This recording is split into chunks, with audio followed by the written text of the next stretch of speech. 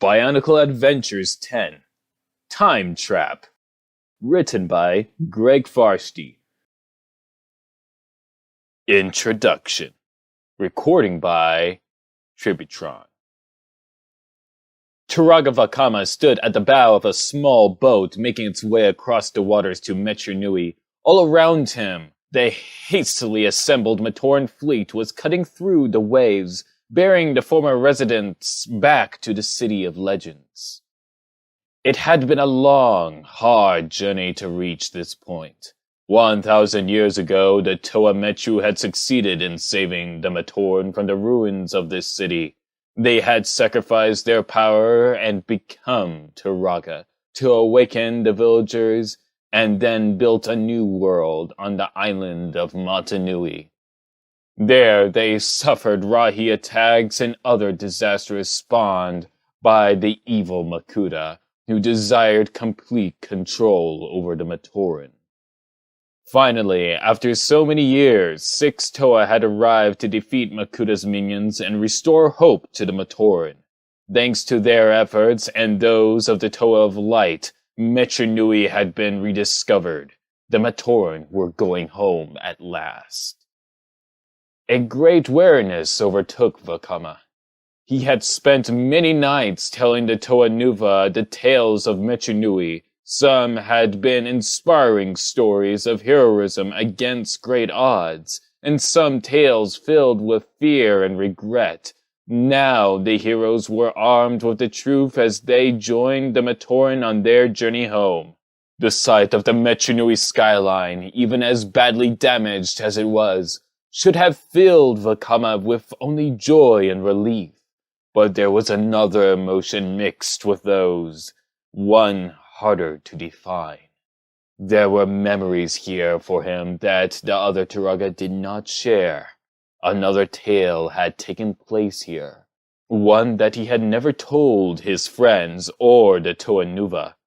As the boat drew closer to the shore, Vakama closed his eyes and remembered a day when he and the other Toa Metru were leaving their city far behind.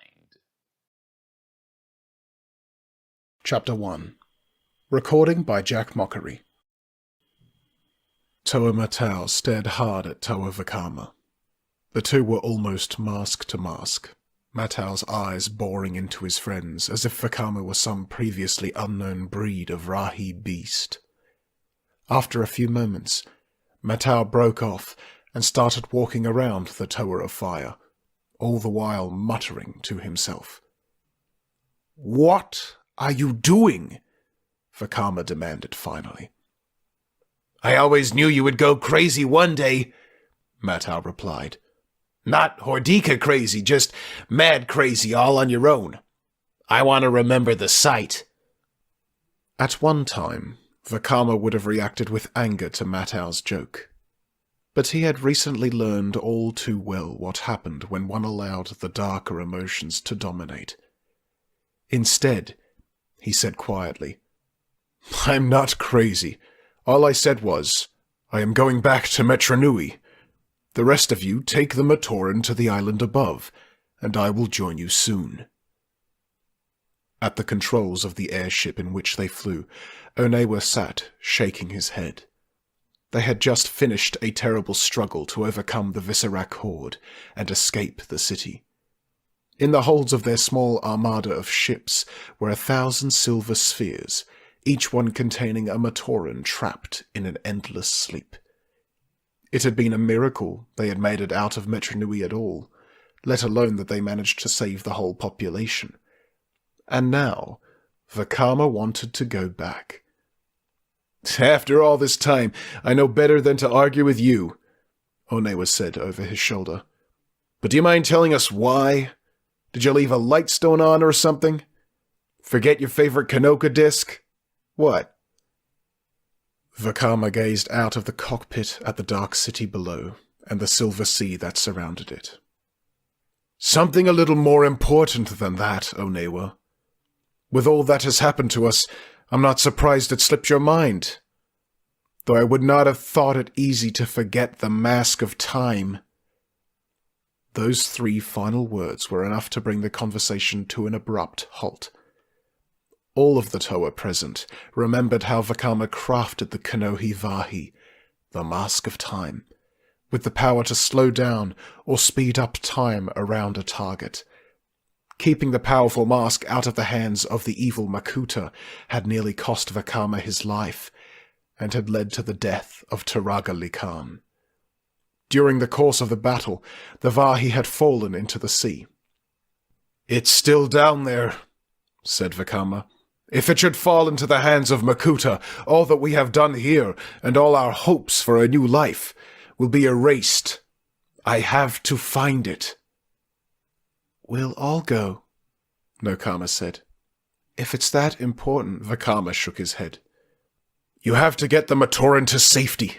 If I am wrong, and Makuta has forgotten the mask, he will go after them. If I am right, then at least I can delay him long enough for you to escape. Perhaps even to destroy the mask. I'm not ordering my fellow Toa to accept this, Nokama. I am asking my brothers and sister to understand."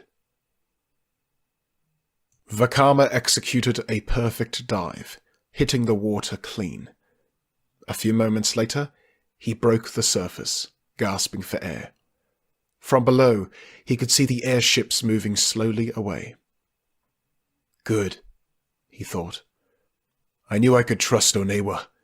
He will make sure the ships get well clear of Metru Nui, and the Matoran make it to safety. With luck, I won't be far behind." He turned and began to swim toward the Great Barrier. It was beneath the waters near that imposing wall of rock that he knew he would find the Vahi. "If Makuta has not found it already," he added grimly. "And if he has, it is too late for us all." From their vantage point aboard the airship, Nokama, Matau, and Nuju watched their friend begin his journey. "Mata Nui, keep him safe," whispered the Toa of Water. "He will, sister," replied Matau. "Mata Nui loves ever-brave fools. That is why he made so many of us." Nuju glanced at the Toa of Air and made a complicated series of clicks and whistles, punctuated by sweeping hand gestures. "What was that?" asked Matau, puzzled. "I didn't quite catch it." "He's been talking like that ever since we left Metru Nui," said Nokama.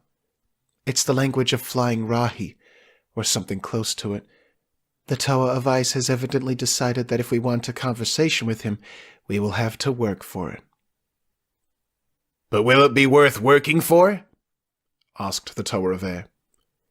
Nuju made an abrupt slashing motion in the air and followed it with 2 shrill whistles. "I think I've just been insulted," said Matau. "I would dare him to say that again, but I wouldn't understand it the second time either." Nokama laughed. After a moment, Matau joined in, and even Nuju cracked a smile. After so much danger and tension, the Toa Metru had finally become a team. Now they needed only Vakama to return to make them complete. "Be careful, Toa of Fire," Nakama thought. "I may not have visions of the future like you do, but even I can sense something terrible is waiting down there. Do not let it find you." Vakama took a deep breath and plunged beneath the waves for a 3rd time. He had already realized he must widen his search area. The undersea currents could easily have carried the Vahi far from where it was dropped. A Takea shark took notice of the new underwater presence and turned to get a closer look. Vakama saw the predator at about the same time. A moment's thought sent a wave of heat through the water, enough to frighten the shark away without doing any real harm to it. The Toa of Fire scanned the seafloor, searching for the distinctive yellow gold of the Mask of Time. The rocky bottom was littered with the carcasses of dead Rahi, fragments of Matoran boats, and assorted other jetsam that had collected over the years. At one point, he thought he saw something gleam from amid the debris, but it turned out to be an old Kanoka disc launcher. His lungs were beginning to strain. He wondered if perhaps this was a futile search after all. The Vahi might have been swept away to any point in the ocean, carried off by a Rahi, or simply been buried beneath the mud and silt and invisible to the naked eye. Odds were good it was lost forever. Probably better that way, thought Vakama. No being, not even a Toa, should command such power. Time is a fundamental force of the universe, and the Vahi tampers with it. Even Metru Nui himself would not dare to do that. Resolved to give up the search, Vakama turned to head for the surface. As he did so, his eye caught a disturbance in the water. He changed direction to make a closer examination. What the Toa of Fire saw was staggering. In a small area, the natural order of things had apparently gone insane.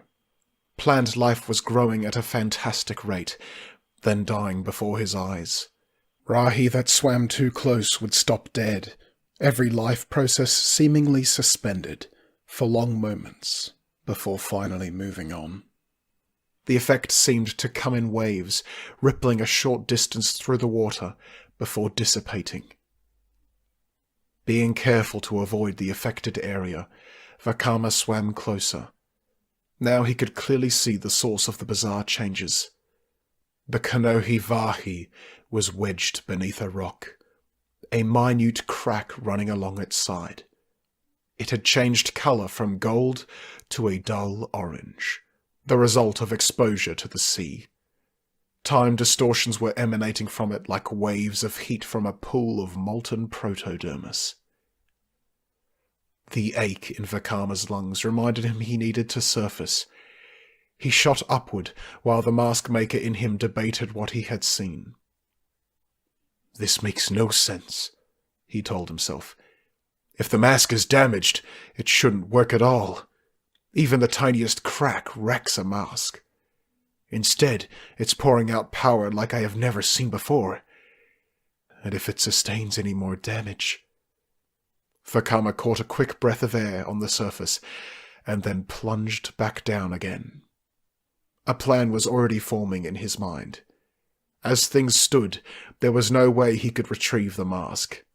He would have to risk trying to repair it underwater. He came as close as he safely could and began to count. He would only have a few seconds between time waves to act. His control would have to be pinpoint, or else he risked making things infinitely worse. Concentrating harder than ever before, he sent an impossibly thin beam of fire at the mask. It struck at the base of the small crack, welding the two sides together. It was the work of an instant for the entire job to be done, but Vakama felt like a year had passed. And with this mask, it very well might have, he reminded himself as he wrenched the Vahi free. Pumping his legs furiously, Vakama made for the surface. He had a long journey ahead of him to reach the island above. With the only known water route blocked off, he would have to travel overland through one of the tunnels. With luck, the Rahi who had infested them had moved on to the surface. He was calculating the quickest and safest way to travel when he felt the disturbance in the water. He glanced down to see a water spout forming below him. It was rocketing up toward him at amazing speed. Knowing he could never outdistance it in the water, Vakama seized the only option he had. With only a fraction of a second's hesitation, he slammed the Vahi over his mask. If he could muster the willpower, he could slow down time around the waterspout and buy a few moments to escape. He turned in the water to face the oncoming surge. It had picked up speed. Vakama struggled to settle his thoughts and focus on the mask, but it was already too late. The waterspout smashed into him like a pile driver, catapulting him out of the water and toward the Great Barrier. Desperately, Vakama twisted his body to absorb the impact. He crashed into the solid rock wall and began to slide back down toward the water. Too stunned to use his elemental or mask powers, he could only reach out and grab onto a ledge. Vision blurred, strength rapidly waning, he tried in vain to pull himself up. Then there was someone else there. It was a huge figure, power radiating off of it, but not someone Vakama recognized. His first thought was that Makuta had found him, but the aura of this being was different somehow. He fought to make his eyes focus, but the collision with the Great Barrier had been too devastating. "Help me," he said. The figure stood over him, seemingly unsure of what to do. Then it reached down and ripped the Vahi off of Vakama's mask. Once it had the powerful Mask of Time in its possession, it lost interest in the Toa of Fire and began to climb the Great Barrier. "Wait!" Vakama shouted weakly, but the figure never even looked back. The Toa of Fire had no more time to worry about this. The world was rapidly going black. His hand lost its grip on the ledge, and Vakama fell down into the unforgiving sea. He hit the water, plunged deep beneath the surface, and did not rise again. Chapter 2. Recording by Toatapio Nuva.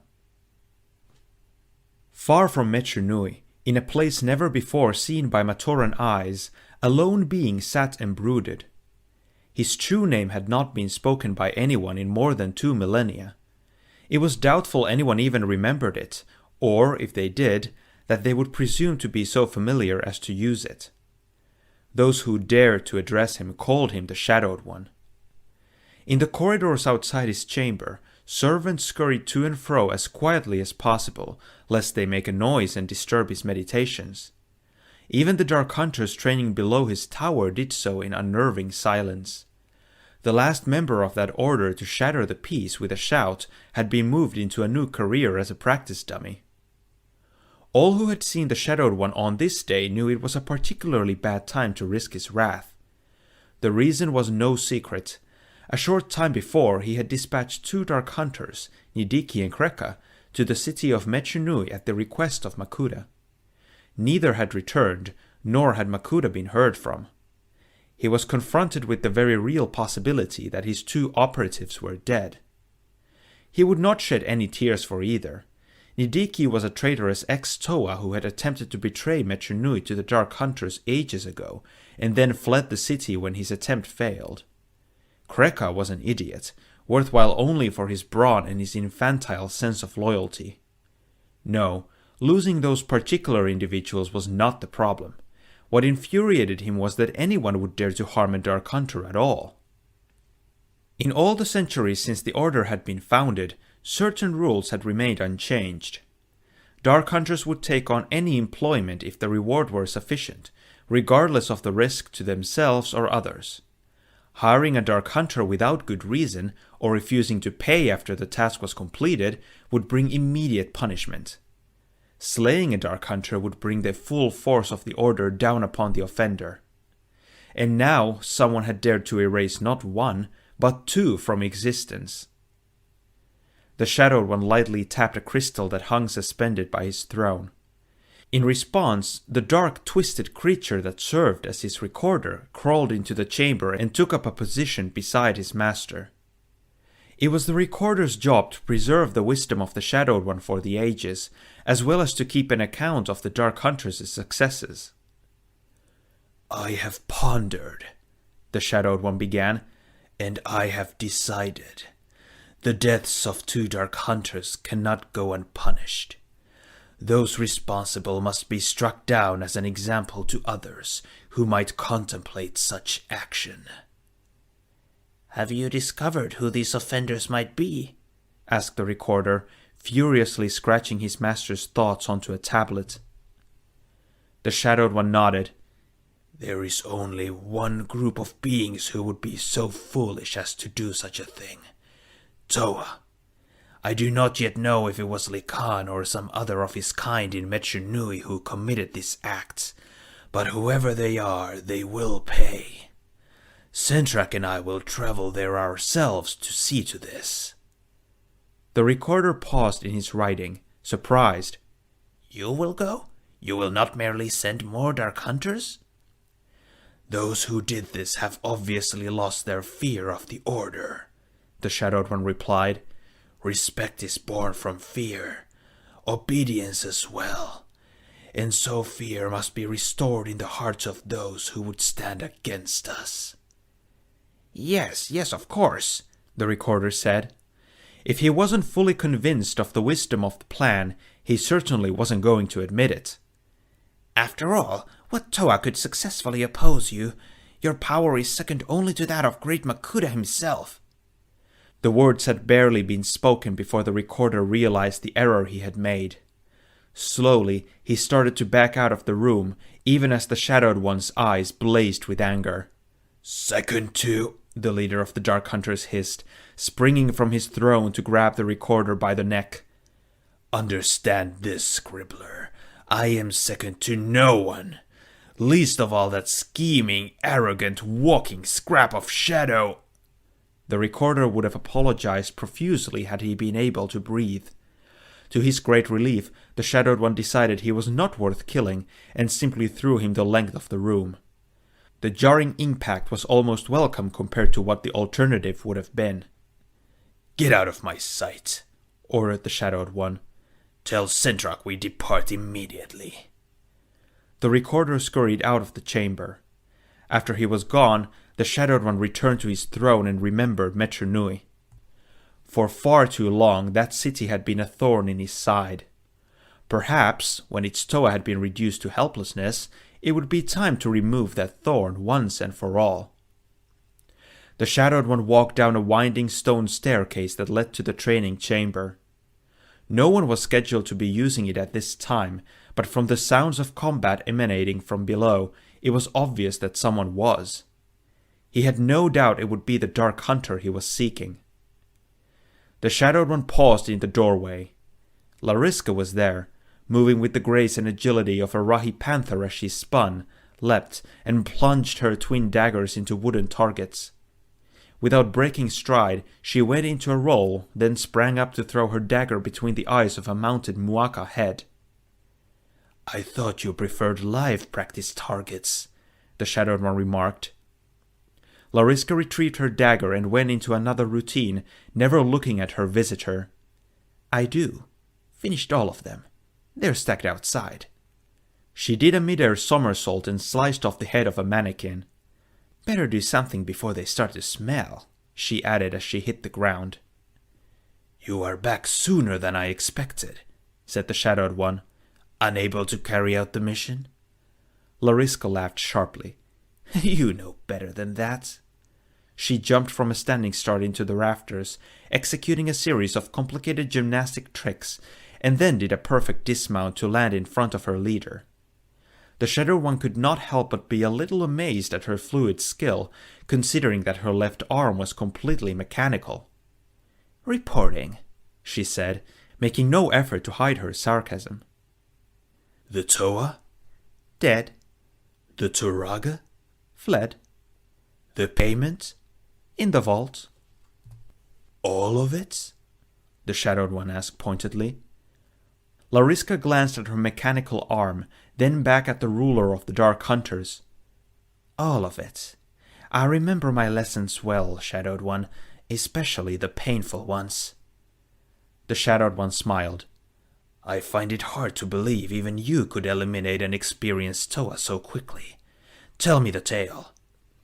Lariska shrugged, already restless. She liked to be moving all the time. Standing around and talking was torture for her, which is precisely why the Shadowed One made her do it. Usual routine. I scouted him for 2 weeks. He was a Toa of gravity. His standard response to an attack was to dodge the first strike and then erase the gravity around an opponent and send them floating upward. I practiced fighting in zero gravity using levitation discs, so when he tried that, I was ready. A dark smile crept onto her lips. And he wasn't ready for my being ready. I am leaving the island for a short while, the Shadowed One said abruptly. It was better not to let his Dark Hunters dwell on their successes. It made them prideful, and thus dangerous. You will oversee things here in my absence. Lariska couldn't take the idleness anymore. She did a backflip and executed a rapid series of feints with her daggers. The Shadowed One noticed that the blades were stained green, a sign that she had applied poison to them before the session. "Why me?" she asked. "Because the other Dark Hunters are afraid of you," he replied, "and you are afraid of me." Lariska suddenly hurled a dagger in his direction. "Am I?" The Shadowed One erupted into a blur of motion. He grabbed a dagger off of a table, threw it, and knocked hers out of the air. "If you are wise," he said, "then yes, you are." "Where are you going?" "That does not concern you." "When will you be back?" "When I return. In the meantime, accept only those commissions that promise high reward. Keep the recorder informed of all arrangements. And Triglax returned with only 2 pieces of equipment when the contract specified 3. Have his quarters and usual hiding places searched, then teach him the error of his ways." "What curriculum?" Lariska asked, already looking forward to her confrontation with the obnoxious Triglax. "I want him able to walk on his own," the Shadowed One answered, "but unable to breathe without pain for, 6 weeks. That should be sufficient." "Hands?" "Intact," he said. "I believe enough hands have been removed this year." He started to go, then stopped. "Tell me, Lariska, if I turned my back on you right now, would I find a dagger in it shortly after?" She shook her head. "No." "Then before?" "That was play," she answered, smiling. "I know you. You would never turn your back on anyone without guards in the shadows ready to cut them down if they made a move. So no, the day I kill you, Shadowed One, you will see it coming. I want you to see it coming." The Shadowed One turned and walked away, confident that in his absence he was leaving the Dark Hunters in just the right pair of ruthless hands. Vakama opened his eyes. The first thing he noticed was that he was not underwater. In fact, he was lying on a comfortable sleep pallet, staring up at a strangely familiar stone ceiling. The second thing he noticed was that, for a Toa who had just been slammed into the Great Barrier, he felt great. His muscles didn't ache, and his lungs seemed fine despite his almost drowning. Still, something felt wrong. Granted, Toa had great strength and resiliency, but he felt almost too good. Almost as if the waterspout and the impact with the rock wall had never happened. He sat up, and suddenly everything made sense, and at the same time nothing did at all. His Toa armor was gone. His legs, arms, and torso were all shorter. Vakama went numb with shock. How could this have happened? When? It shouldn't have been possible, but... I'm a Matoran again. Now he knew where he was. This was his home in Toa Metru, a home he knew had been leveled in the earthquake that followed Makuda's efforts to seize power in the city. He had lived here for countless years, working first as a tool maker and later as a mask maker. His forge was only a short walk away, just past Takua's dwelling. For a moment, he wondered how Takua was doing these days. No, Vakama shouted. Takua is gone. He is with the other Matoran, asleep in the spheres and heading for the island above. My home is gone. My Metru is fire, smoke, and rubble. And I am a Toa. What are you shouting about? Vakama glanced up to see Jala poking his mask into the doorway. He looked none the worse for wear for a Matoran who had been kidnapped by Vaki and forced into a coma. For just a second, Vakama forgot the impossibility of the entire situation and felt a surge of joy at seeing his friend again. Jala? Is that you? Of course it's me, Akalini Head. Who else would it be? You better get up or you'll be late for work. Work? Vakama repeated, as if he had never heard the word before. Yes, work, Jala replied, exasperated. You know, that thing you do all day. That thing Takua is apparently allergic to? Work. And if you're not there on time, the Vaki Nurak will give you a wake-up call you won't forget. Vakama hopped off the bed. You mean the foundries are operating? The forges? When? How? When have they ever stopped? Asked Jala. Hey, are you alright? You look like someone stepped on your favorite lava eel. Were you on the wrong end of a Vaki stun staff or something? No, I don't think so, Vakama said quietly. But I'm not quite myself today. Maybe I shouldn't go to work. Jala shrugged. If you want to chance that, go ahead. But if Turagaduma was expecting me to hand over the Mask of Time today, I think I would make a point of being at my forge. Vakama almost lost his balance. Turagaduma? The Mask of Time? But the Duma who wanted that mask was Makuta in disguise, and the mask is... He looked around the room. There was no sign of the Kanohi Vahi. Then he remembered the hulking brute who had taken it from him as he clung to the rocks. At least, he thought he remembered that. If there was any truth to the memory at all, Metru Nui was in deadly danger. The Toa! He snapped at Jala. Where are they? Where they always are, the Matoran responded, edging away from the door. They are at the Colosseum with Turagaduma and Turagali Khan. The Toa of Fire is discussing ways to defeat the Morbuzak plant. But Vakama began. Then he caught himself. The world had gone crazy, and Jalar obviously hadn't noticed. Insisting he was a Toa wouldn't do anything but convince his friend he was crazy. Still, that left one very important question he wished he didn't have to ask. Jala, who is the Toa of Fire? You are a few flames short of a fire, Vakama. Everyone knows the Toa of Fire, Jalar answered. It's Toa Nuri. At one time, so many stunning revelations, one on top of the other, would have overwhelmed Vakama. But that was before he became a Toa in more than just name. He had overcome his insecurities and his fears. He had confronted the darkest part of himself during the struggle with the Visorak and emerged stronger for it. Or did I? Did any of that happen at all? Was I ever really a Toa, or did I just dream it all? Too many things did not add up. He grabbed his mask-making tool and a stone tablet and began to burn a list of them all into the rock. 1. The Morbuzak is still alive when I know we destroyed it using the Great Discs. 2. Likan is a Turaga, but he became a Turaga when he turned Nokama, Nuju, Onawa, Matau, Wenua, and me into Toa Metru, and he's dead, killed in battle with Makuta. 3. The city is undamaged. There has been no earthquake. The Vaki are still functioning. The Matoran are still working. 4.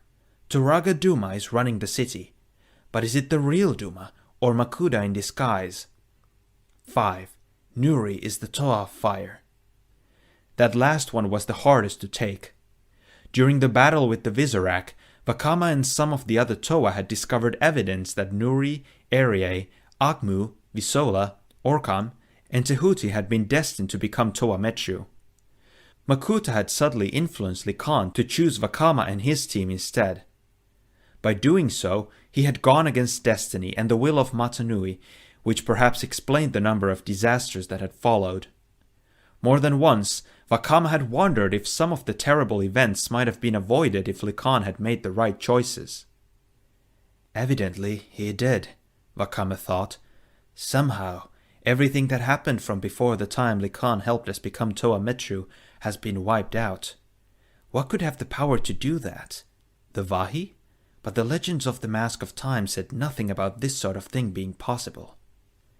There was, of course, another alternative, one Vakama preferred not to think about. It was possible nothing had been erased or rearranged. All of his experiences as a Toa Metru might have been nothing more than a dream or hallucination. Everything, Makuta's betrayal of the Matoran, their capture, the Visorak, the Toa Hordika, might have been nothing but a delusion brought on by overwork. Vakama shook his head. No, I won't accept that. It was real. I know it was real. And I know the Matoran who can help me prove it. Chapter 3. Matoran from other parts of the city rarely traveled to Ko Metru. It wasn't so much that Metru were unfriendly, although they often were. It had more to do with the overwhelming silence that blanketed the district, day and night. Takua had once said that he always started speaking in whispers as soon as he crossed into Metru, although he was never sure why. The last time Vakama had been here, the Metru was deserted of everything but Rahi. The knowledge towers still stood, but were badly damaged by the earthquake that had rocked the city. At least, that was the last time Vakama remembered being here, and there was certainly no evidence now that any of it had ever happened. Metru filled the streets, the knowledge towers stood tall and proud, and even the chutes were running on time. Under ordinary circumstances, seeing the Metru intact again would have been a dream come true. Today, it felt more like a nightmare. Vakama was so lost in thought that he almost walked right into a huge ice sculpture. He looked up to see it was the figure of a Toa wearing a great mask of illusion. Carved at the base was the name Toa Ariae.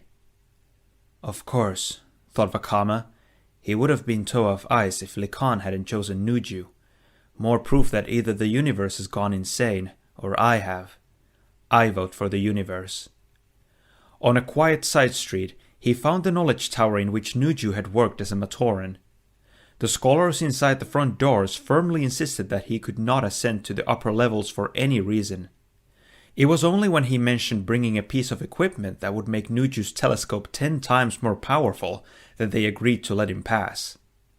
They were so excited by the prospect of a better view of the stars that they never even asked to examine the part, a good thing since it did not exist.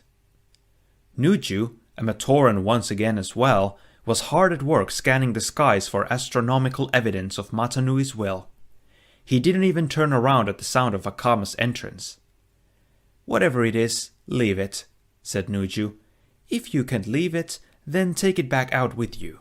If it's too heavy to carry back out, then how did you get it in here in the first place?" "Nuju, I need to speak with you." The Matoran peered over his shoulder at his visitor. The eyepiece of his mask extended and retracted as he took a closer look. "You're Vakama, aren't you? The one who built the telescopic lens into my mask?" "That's right," Vakama replied. "I need your help. It's about the Mask of Time." That was enough to get Nuju's attention. "You finished it? Where is it?" "I don't have it with me. I need to know if there are any legends about the powers it is supposed to have." Nuju flung his arms up into the air. "Legends? There are legends about everything, Vakama. Sometimes I think all Matoran dual days make up legends. Be specific."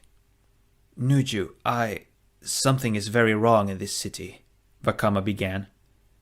"I know. We're under attack by savage foliage," Nuju said acidly. "Is that all?" "No, I mean things are not the way they are supposed to be.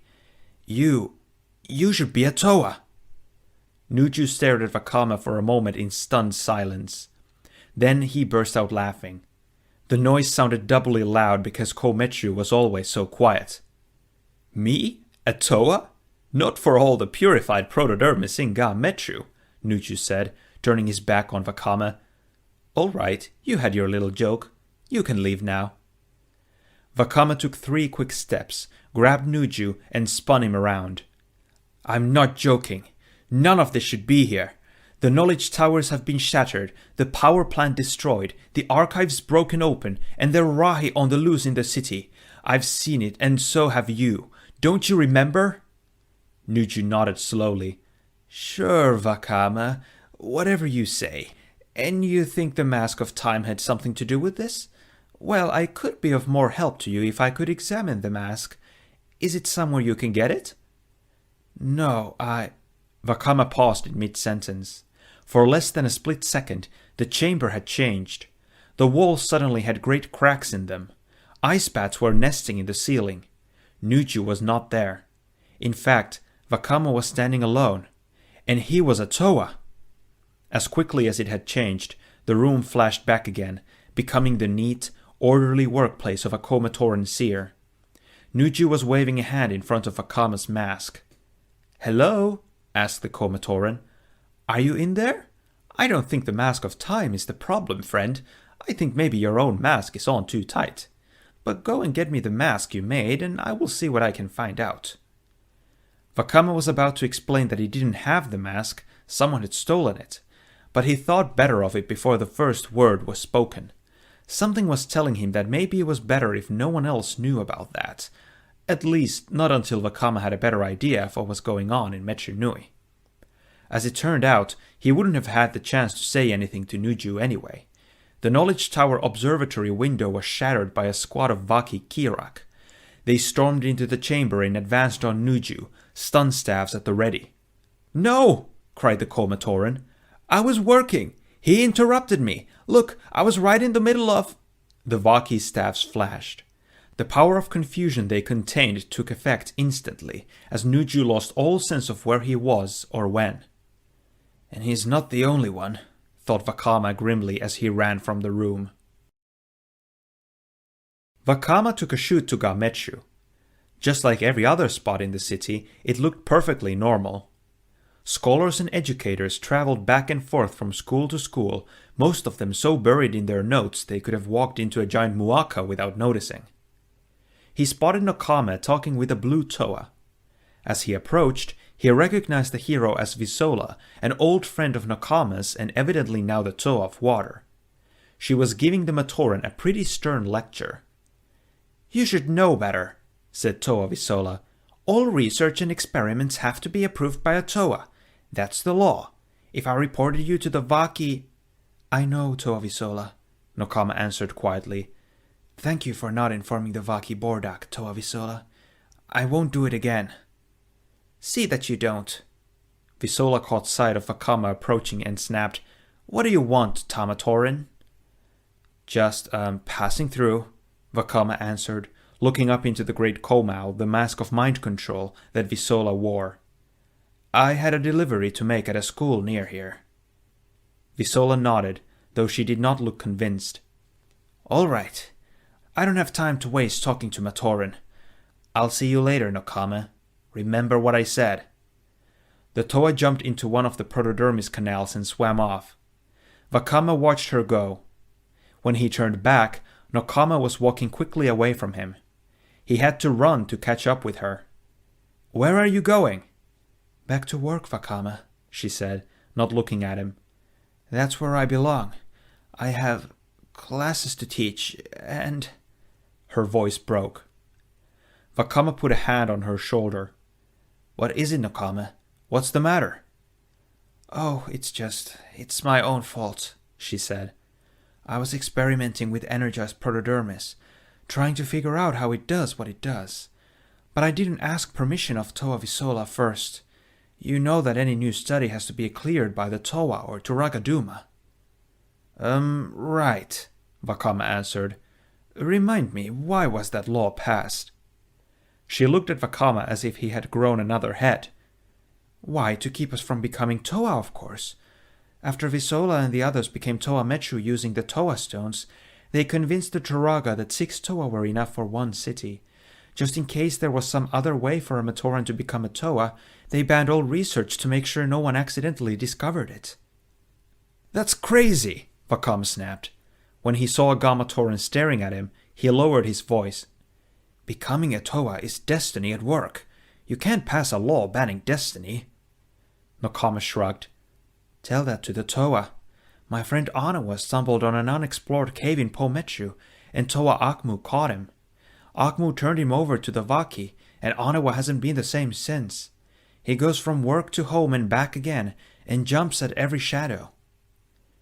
"Turagaduma, the real Turagaduma, would never stand for this," said Vakama. "What do you mean, the real Turagaduma? There's only one, you know." "It's a long story," Vakama answered.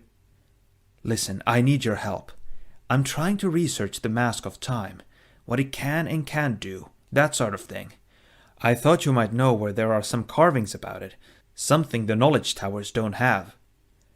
"There might be something in the Great Temple, but I couldn't take you there," Nokama said. "If Visola or the Vaki caught us—" "Then they won't. Maybe Anawa is in no shape to help us, but I'm sure Wenua and Mata would." Nokama stopped in her tracks. Matau? That's not very funny. What? Vakama, Matau died a month ago when the chute he was in was attacked by a morbuzak vine. Everyone knows that. The two Matoran said nothing to each other for the remainder of the trip to the Great Temple. Vakama was more convinced than ever that someone had misused the Mask of Time and made all this happen. But if Anawa had become a coward, and Matau had been killed, he was no longer sure even the mask could set things right again. And that's assuming I ever find it, he reminded himself. If I'm right and someone took it from me when I was a Toa, I still have no clue who that someone might have been. It didn't look like Makuta, but then who knows what Makuta really looks like. So you made the Mask of Time? Nokama asked. I mean, that is why you want to research it, right? Yes, I made it. I hope you have a good hiding place for it. Otherwise, the Toa will be sure to take it from you. Vakama chuckled. It's so well hidden, even I'm not sure where it is. I'm serious, Nokama said sharply. Maybe you should tell me where you hid it, just in case. You might think it's a safe spot, and it's not, and I could suggest a better place. After all, you were never good at hiding things, Vakama. Discs, tools, Toa stones, shoot passes. I won every game of lose and seek we ever played. Vakama glanced at his companion and smiled. Yes, you did, didn't you? Except for that game near the Great Furnace. If the Vaki had come by that time, we would have both lost. Nokama laughed loudly. Yes, you're right. That was some game. I do remember that. I was sure you would, Vakama replied. I've lost a lot of games lately. I think it's time I started winning some.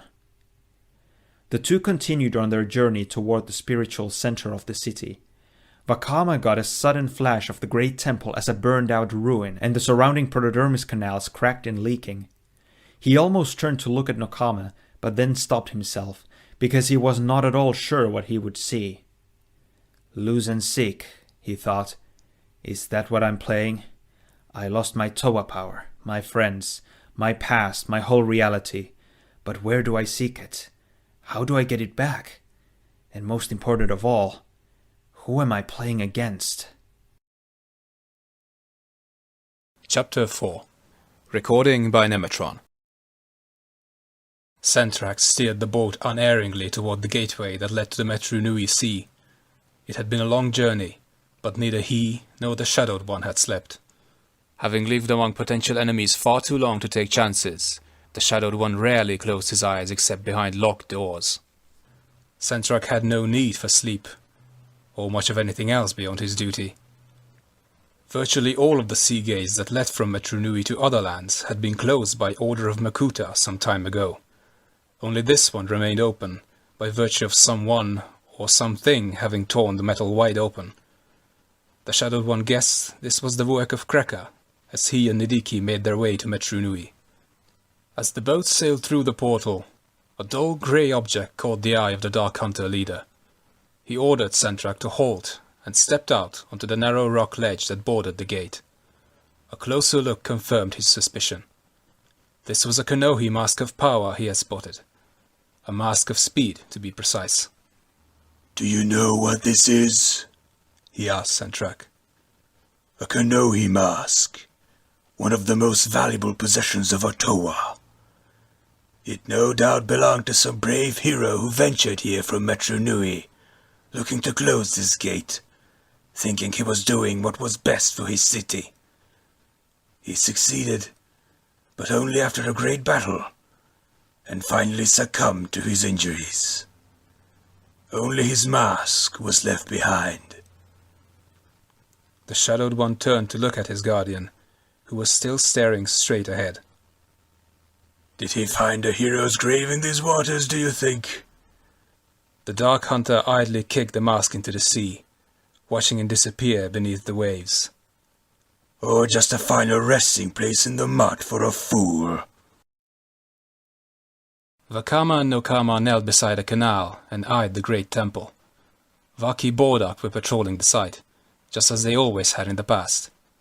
Ordinarily, Matoran could come and go as they pleased without too much trouble, provided that they stayed in the public sections. But the Metru doubted that was the case in this new, harsher Metru Nui.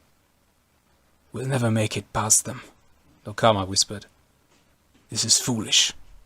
"No, we'll get in," Vakama assured her. "You sound so confident." "Why wouldn't I? I'm with you," he said, smiling. "Besides, I know a way in." Vakama's memories of being a Toa Hordika included one occasion when he had slipped into the great temple past the Toa guards. It wasn't a very proud moment. He had gone there to kidnap and intimidate, all in the service of the vile Rudaka. He had been trying hard to forget those events, but he still remembered the route inside. He led Vakama to a spot at the far end of the bridge leading to the temple. A partially hidden hatchway in the ground led down into an old pipe. It had once been used to transport purified protodermis from the great temple to the city, but had been replaced years before by newer conduits. The pipe ran underwater and up into the center of the temple. "You expect me to go in there?" Vakama asked. "Think of it as a challenge," said Vakama. "Something to brighten up your quiet, boring Matoran life." The pipe was narrow and dark, and stank of damp. Little things were crawling along with Vakama and Vakama, but it was impossible to see what they were, which was probably for the best. As the pipe dipped below the sea, the pressure increased until it felt like two great hands pressing against their heads. Finally, they made it out the other side, emerging in one of the great temple's protodermis purification chambers. Vakama motioned for Vakama to follow him quietly, since there were Gamatoran workers in the room who wouldn't appreciate the sight of intruders. Together, they slipped through the shadows and made their way out into the corridor. "Now where?" asked Vakama. "Everything that exists on the Mask of Time is just legends," Vakama replied, looking around. She was obviously uncomfortable about being here. "No one even knew for certain that it could be made. How did you—" "Never mind," Vakama said. This was no time to go into the origin of a mask that he wasn't even certain he had created. He had carved the Mask of Time when he was a Toa Metru, but in this new world, he had never been a Toa Metru. That meant the Mask of Time he suspected had caused all this shouldn't even exist anymore. The paradox made his head hurt. Vakama led him into a small chamber piled high with stone tablets. "All of this is supposed to go to the knowledge towers once it's translated," she said. "Most of it was brought by traders from other cities before the sea gates were closed. We have barely begun to catalogue it. But maybe there is something here." Methodically, the two Matoran began going through the tablets. Since Vakama could not read any of the inscribed text, he simply looked at any images carved on the stone to see if they looked like the Mask of Time. If they didn't, he put the tablet aside and went on to the next one.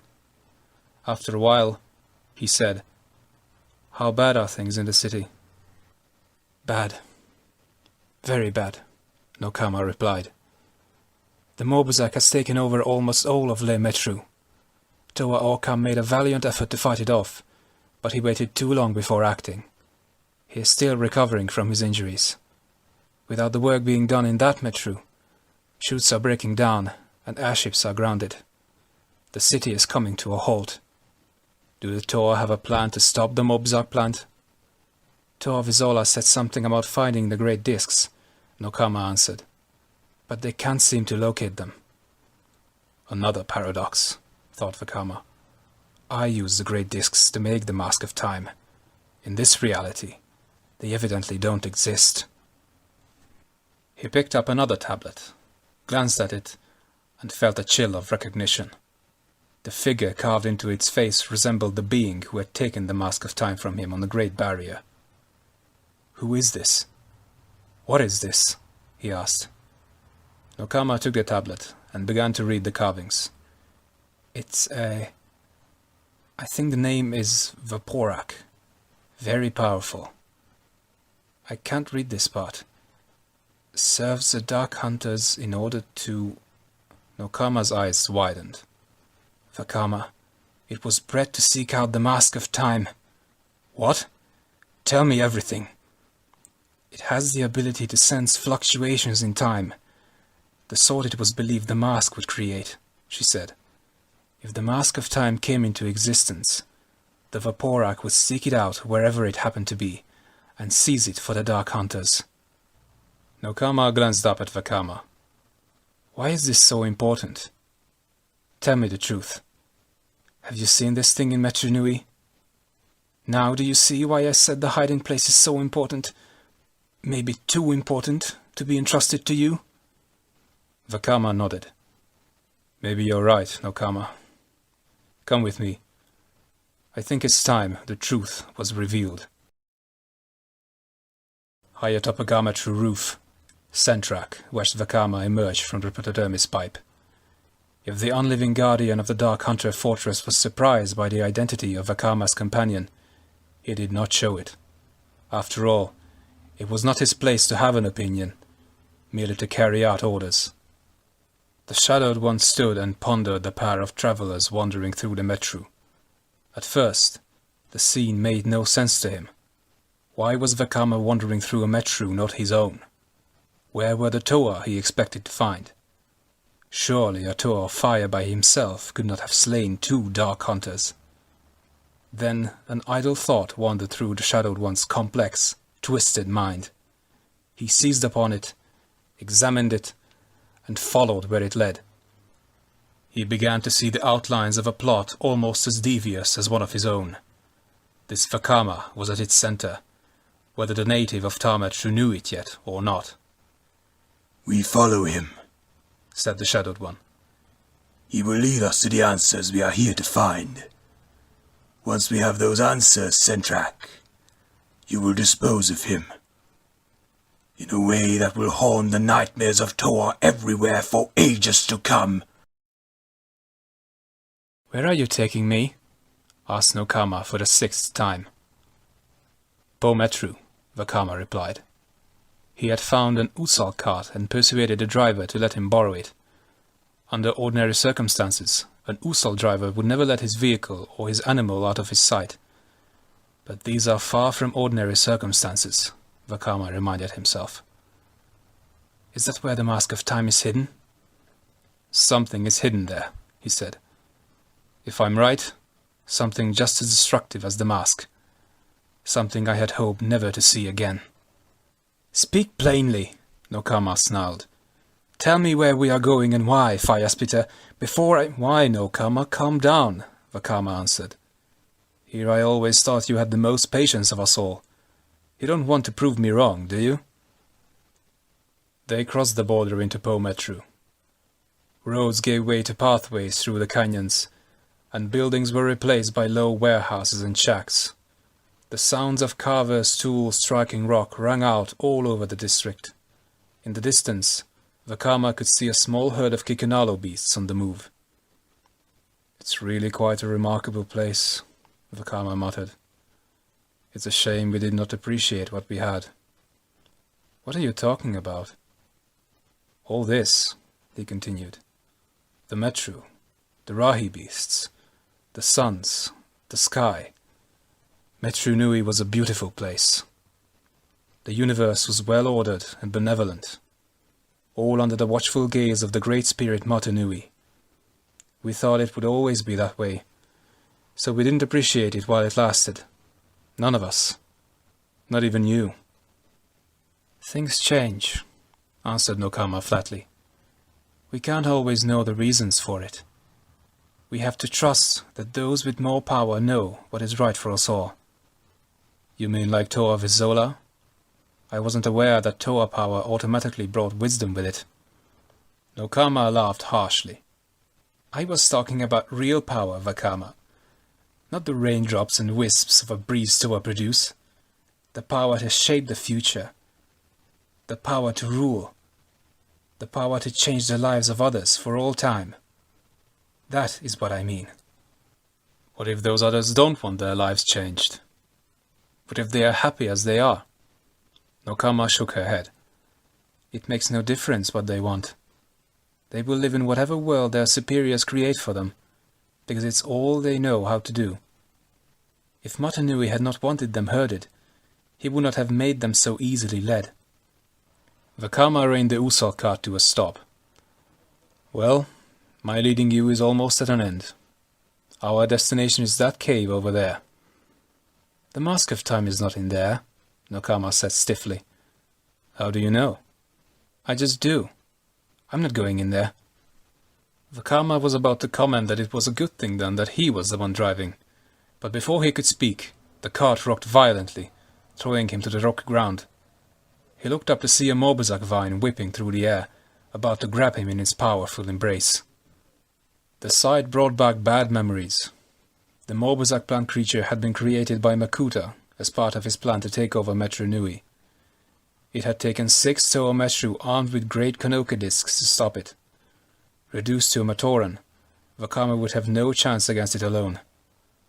That fact made it all the more disturbing that Nokama was still sitting in the cart as if nothing were wrong. "Nokama! Do something!" he shouted, narrowly avoiding the vine's blow. "This is a bad place," the Gamatoran replied. "We should leave."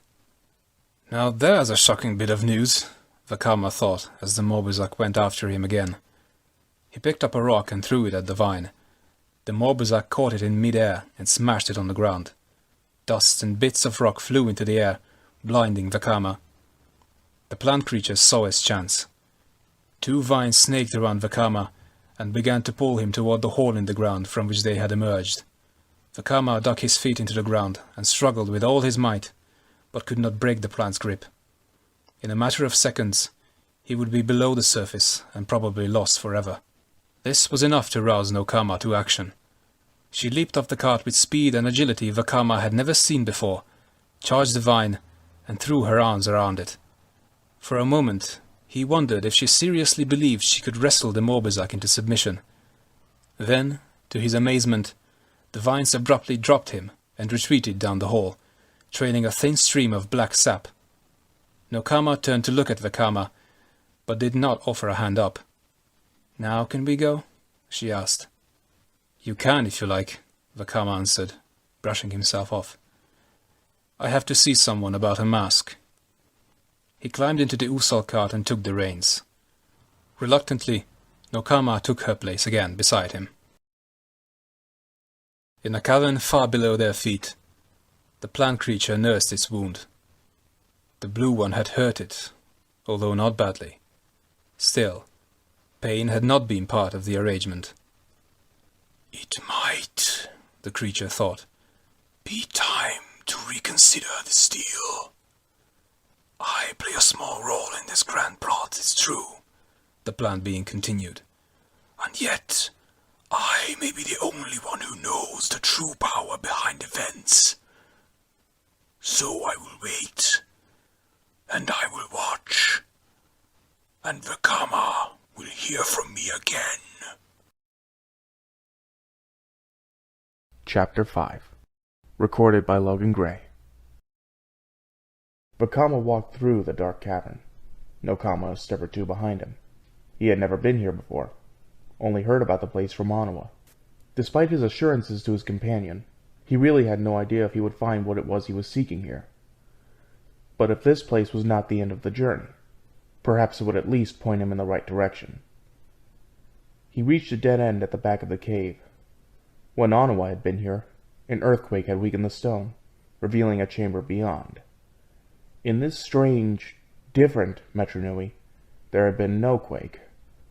Yet there had to be a way inside, and Vakama was determined to find it. He closed his eyes and ran his hands across the stone, searching for the part of the wall that did not feel quite right. After what felt like hours, he found it. There was a tiny, recessed portion of the rock that even someone as unschooled in caves as Vakama could tell was not natural. Taking a deep breath and steeling himself for whatever might come, he pressed on the stone. The wall slid aside. Vakama saw something moving impossibly fast. Then it slammed into his face, adhering to his mask. He fell over, but never felt the impact. His mind was somewhere else, lost in a whirling haze of color and sound. Thoughts that were not his own invaded his mind. Memories of things he had never experienced washed over him. He fought to maintain his sanity against this mental assault. Finally, the pressure subsided, and a form took shape in his mind's eye. It was a Toa, that much was certain, but not one Vakama had ever seen before. His armor looked sleeker and more streamlined than that of a Toa Metru, almost like the carvings of ancient heroes Vakama had seen in the archives. Yet somehow he sensed this Toa was not some figure from the past. "I am Toa Krakua," the figure stated. "I greet you, brother, in the name of all the Toa who have gone before, and all those who have yet to be." What's going on here?" Vakama asked. "I've never heard of any Toa Krakua. Am I dreaming?" The strange Toa shook his head. "No, Vakama. You are seeing as only you can see. Remember? You were gifted, even as a Matoran, with the power to see fragments of the future. I am one of those fragments. A Toa who will never come to be unless you succeed in your task." "What task? What am I supposed to do?" The Toa raised his sword. The tool began to vibrate and hum, and then sonic waves shattered the solid stone wall. "Find the truth, no matter what barrier blocks your way. Deception can strike you down, as surely as any blow from an enemy. You are a Toa without armor, in a chamber of swords, Vakama, and only the truth can protect you." Krakua paused, and then said, "You do not believe me." Vakama was startled. He had doubts, certainly, about what he was seeing, but he felt that nothing in his expression would have betrayed them. "And nothing did," said Toa Krakua. "I wear Kanohi Seletu, the mask of telepathy. Your thoughts are open to me." "What truth am I supposed to find?" Vakama asked. "Why won't you speak plainly?" Toa Krakua smiled. "The future can only share so much with the past, Vakama. That is a law even a Toa does not have the power to change." "Isn't there anything you can tell me?" "Two things will I share with you. I said before that if you fail, I will never exist. You must be prepared to fail, brother. If necessary, you must be willing to destroy the future and all that is now to stop evil from spreading." "And the second?" 6 heroes will one day be called upon to make a perilous journey into the darkest place you can imagine. They will brave the lightning, they will walk through the fire, they will stare into the eyes of evil, and if they waver, even once, they will die. And you, Vakama, will bear the most terrible burden of all." Vakama could see where this was going. "I will have to lead them." Toa Krakua shook his head. "No, nothing as easy as that. You will have to send them on this quest, knowing they may never return, and knowing you can do nothing for them but wait and hope." The mysterious figure opened his mouth as if to say more. Then a wave of shadow passed over him, and he was gone, carried away by the darkness. Vakama's eyes snapped open, and he realized with a start that he was still in the cavern. The creature was gone from his mask, but not very far. "I thought you might prefer your Kanohi mask without this accessory." Turagali Khan stood there, holding the squirming thing in his hand. It looked like a cross between the small Krana that lived inside Bow Rock and the serpent-like Krata that lurked inside the creatures called Rakshi. Vakama had seen such a thing once before, when it attacked Anua near one of Makuta's lairs. "If it is here, then I found the place I sought," he said to himself. "Now I just have to get out of here alive." "Are you all right?" asked Lacan as Vakama rose to his feet. "Are you dead?" Vakama replied. "Of course not." "Then I'm not all right." Vakama looked around. The walls were covered in carvings. He tried to read them, but they were in an unfamiliar language. He had a feeling even Nokama would have a hard time translating all this, and he knew better than to ask the Matoran who stood silently beside him. Long tables lined both of the walls, littered with Kanoga discs, fragments of ancient tablets, and other artifacts. "It was lucky for you I was here," Turagali Khan said. If I had not gotten that creature off of you, I might have learned more than you want me to know, Vakama finished for him. Your mask is excellent. I'm a mask maker, I should know. But, as always with items made by amateurs, you left a flaw. Vakama sprang to one of the tables, grabbed a Kanoka disc, and flung it with all his might right at Nokama's head. Startled, the Matoran never moved. The whirling disc hit her mask and passed right through. Now Vakama knew what he had suspected was true. This wasn't Nokama. The instant he completely stopped believing that she was genuine, her form began to ripple and change. In fact, everything around him was changing and transforming as the elaborate illusion he had been living abruptly collapsed. His own perspective on the world changed too, and he now saw himself for what he truly was, and always had been, the Toa Metru of Fire. The image of Nokama was gone now, replaced by the reality of a Visorak Bulgarak. It had been cloaked in an illusion of Nokama all this time, and her voice had been created by the power behind the ruse. Vakama felt a shadow fall on him, and knew that behind his back, Taragali Khan was changing too. No surprise, he reminded himself, and whatever I must face, I will face it as a Toa. Slowly, Toa Vakama turned to confront his enemy. Outside the cave, the Shadowed One and Sentrak waited. It had been a long time since Vakama and his Bulgarak companion had gone inside. To anyone else watching, it would have been a bizarre scene to see a Toa and a Visorak walking side by side, with the Toa having a one-sided conversation all the while.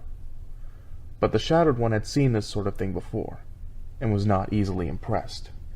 "I would have expected something more original," he said to Sentrak. "It is an old strategy. If an attack on the body might fail, then attack the mind. I do not know exactly what Vakama is seeing or who he thought he traveled with, but it was all a sham, staged for his benefit. Now, what could a Toa possess that would make someone go to such trouble to trick him?" Sentrak whirled at the sound of a heavy footstep on the rocky ground. In the distance, he could see the monstrous form of the Voparak coming toward them. The creature held something in its hand that gleamed even in the dim sunlight of Metru Nui. It had taken the Voparak a long time to sense its master's presence in the city. The fulfillment of its life's purpose, the acquisition of the Mask of Time, had blinded it to any other concern. Now it came to present proof of its triumph to the one being it revered. The Shadowed One saw his creature approaching, and smiled. Even from far away, he could recognize the legendary shape of the Mask of Time. So it had come into being, at last, and the Voparak had done what it was created to do, track down and seize the mask from its owner. Now it all made sense. Vakama's presence here, the complicated effort to convince him the world was not as he knew it to be, all one big trap to wrest knowledge about the Mask of Time from the unsuspecting Toa. And all the while, the mask itself was in the hands of the Voparak and about to become property of the Dark Hunters. The Shadowed One turned to Sentrak and gestured toward the cave. "We have what they are seeking," he said. "We do not need them any more." Sentrak nodded. A moment later, he unleashed a Ratuka spinner at the mountain. It struck a boulder high above the cave. The result was a massive rock slide that buried the mouth of the cave. "One less Toa to prove an annoyance," the Shadowed One said approvingly. "And as for the other, when we return, we will send a venom flyer to the Brotherhood of Makuta, expressing our sympathy for their loss. They will brood and rage, but they will never be able to see our hand in this. And without proof, the Brotherhood will not risk a war." The Shadowed One took the Mask of Time from the Voparak and admired its craftsmanship. It was hard to believe that this simple mask had enough power to change a universe, or destroy it. It felt good in his hand, as if it belonged in the possession of someone who would know how to use it. "And I do know. Oh yes," the Shadowed One thought. "Soon Every living being will tremble at the news. The day of the Dark Hunters has arrived. The shock of the rock slide shook the cave, knocking Vakama off balance. He scrambled to his feet to find himself confronted by his worst nightmare. The being who stood before him was an armored colossus who radiated power and evil. Crimson eyes gleamed with menace behind a rusted and pitted Kanohi mask. Great skeletal wings moved gently in a non-existent breeze. His presence made every shadow in the cave seem deeper, every hope seem more distant, every bit of light seemed suffocated by darkness. "Makuta," Vakama whispered. "Yes, little Toa," the giant rumbled. "Makuta, free to pursue my destiny once more. Once I have the Mask of Time. I thought I'd get it from you with guile rather than force. But somehow, you penetrated my illusion." He leaned forward, his eyes boring into Vakama's. "Tell me how." The Toa of Fire took an involuntary step backward.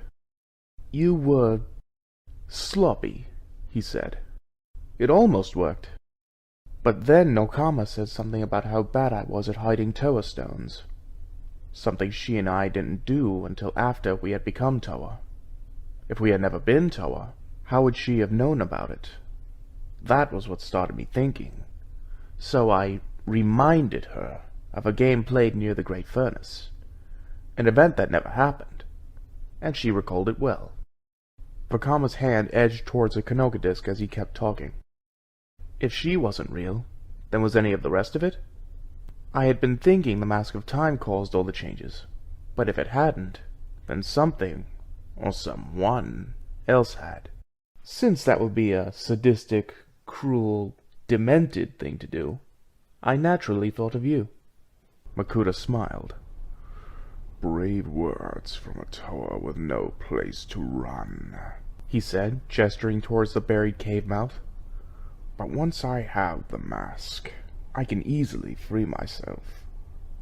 Where is it, Vakama?" "I don't have it," Vakama replied, bracing himself for whatever might come next. "It was stolen from me by a creature called Voparak." In the past, Vakama had seen Makuta in triumph, in pain, angry, desperate, and defiant. He had never seen anything like the rage that now distorted the entity's features. Makuta was too furious even to form words. Before the Toa could move to defend himself, Makuta raised an armored hand and unleashed a shattering surge of dark energy, blasting Vakama into oblivion. Chapter 6. Recording by Shadowcaber. A jolt of pain awakened the Toa of Fire. Makuta had him by the arm and was dragging him through a stone tunnel like he was a load of broken tools headed for the reclamation furnace. Anger flared in Vakama. He'd had quite enough of being led around by Makuta.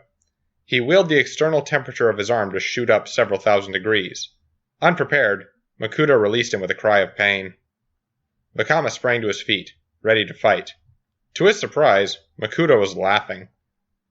"You have spirit, little Toa," the armored figure said. "Spirit we will need in the coming battle." When Vakama did not respond, he added, "The Dark Hunters have something that belongs to me. I am going to get it back, and you are going to help me." Now it was Vakama's turn to smile. "When Makika toads fly," he replied. "Why should I help you? What difference does it make to me if the Dark Hunters have it or you do? You're both foul." Makuta grabbed Vakama by the throat and slammed the Toa against the wall. "Don't assume that all Dark Hunters are bitter ex-Toa like Nidiki, or bumbling masses of muscle like Kreka," he hissed. "Some of them would be enough to make my flesh crawl. If I had flesh." Vakama lifted his arm and summoned a bright burst of fire. The sudden light blinded Makuta, forcing him to let go. As Makuta staggered back, Vakama followed up with more and more flares. "You've been in the darkness too long," the Toa snapped. "Try a little light for a change." Makuta lashed out, striking Vakama and knocking him to the ground. Enough! Bellowed the Master of Shadows. While we squabble like gecko birds, the mask we both covet may be on its way out of the city. Vakama shook his head to clear it. He was lying at Makuta's feet, and at his foe's mercy, but the giant made no hostile move. What are you saying? Makuta's eyes glowed bright red. A truce, Vakama. Neither one of us attacks the other until the Mask of Time has been recovered.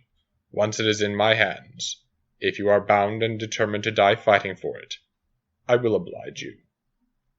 Vakama didn't trust Makuta for a second, but he also knew that one Toa alone would not be able to defeat a team of Dark Hunters, and if Vaporak succeeded in getting the Mask of Time out of Metru Nui, he might never find it again. Suppressing a shudder of revulsion, Vakama said, All right, you have a deal. The two unlikely allies had been traveling for some time. Although Makuta had the strength to dig his way through the rubble, he was determined not to take a predictable course of action. There was another way out of this lair, he insisted, one that would give them the advantage of surprise.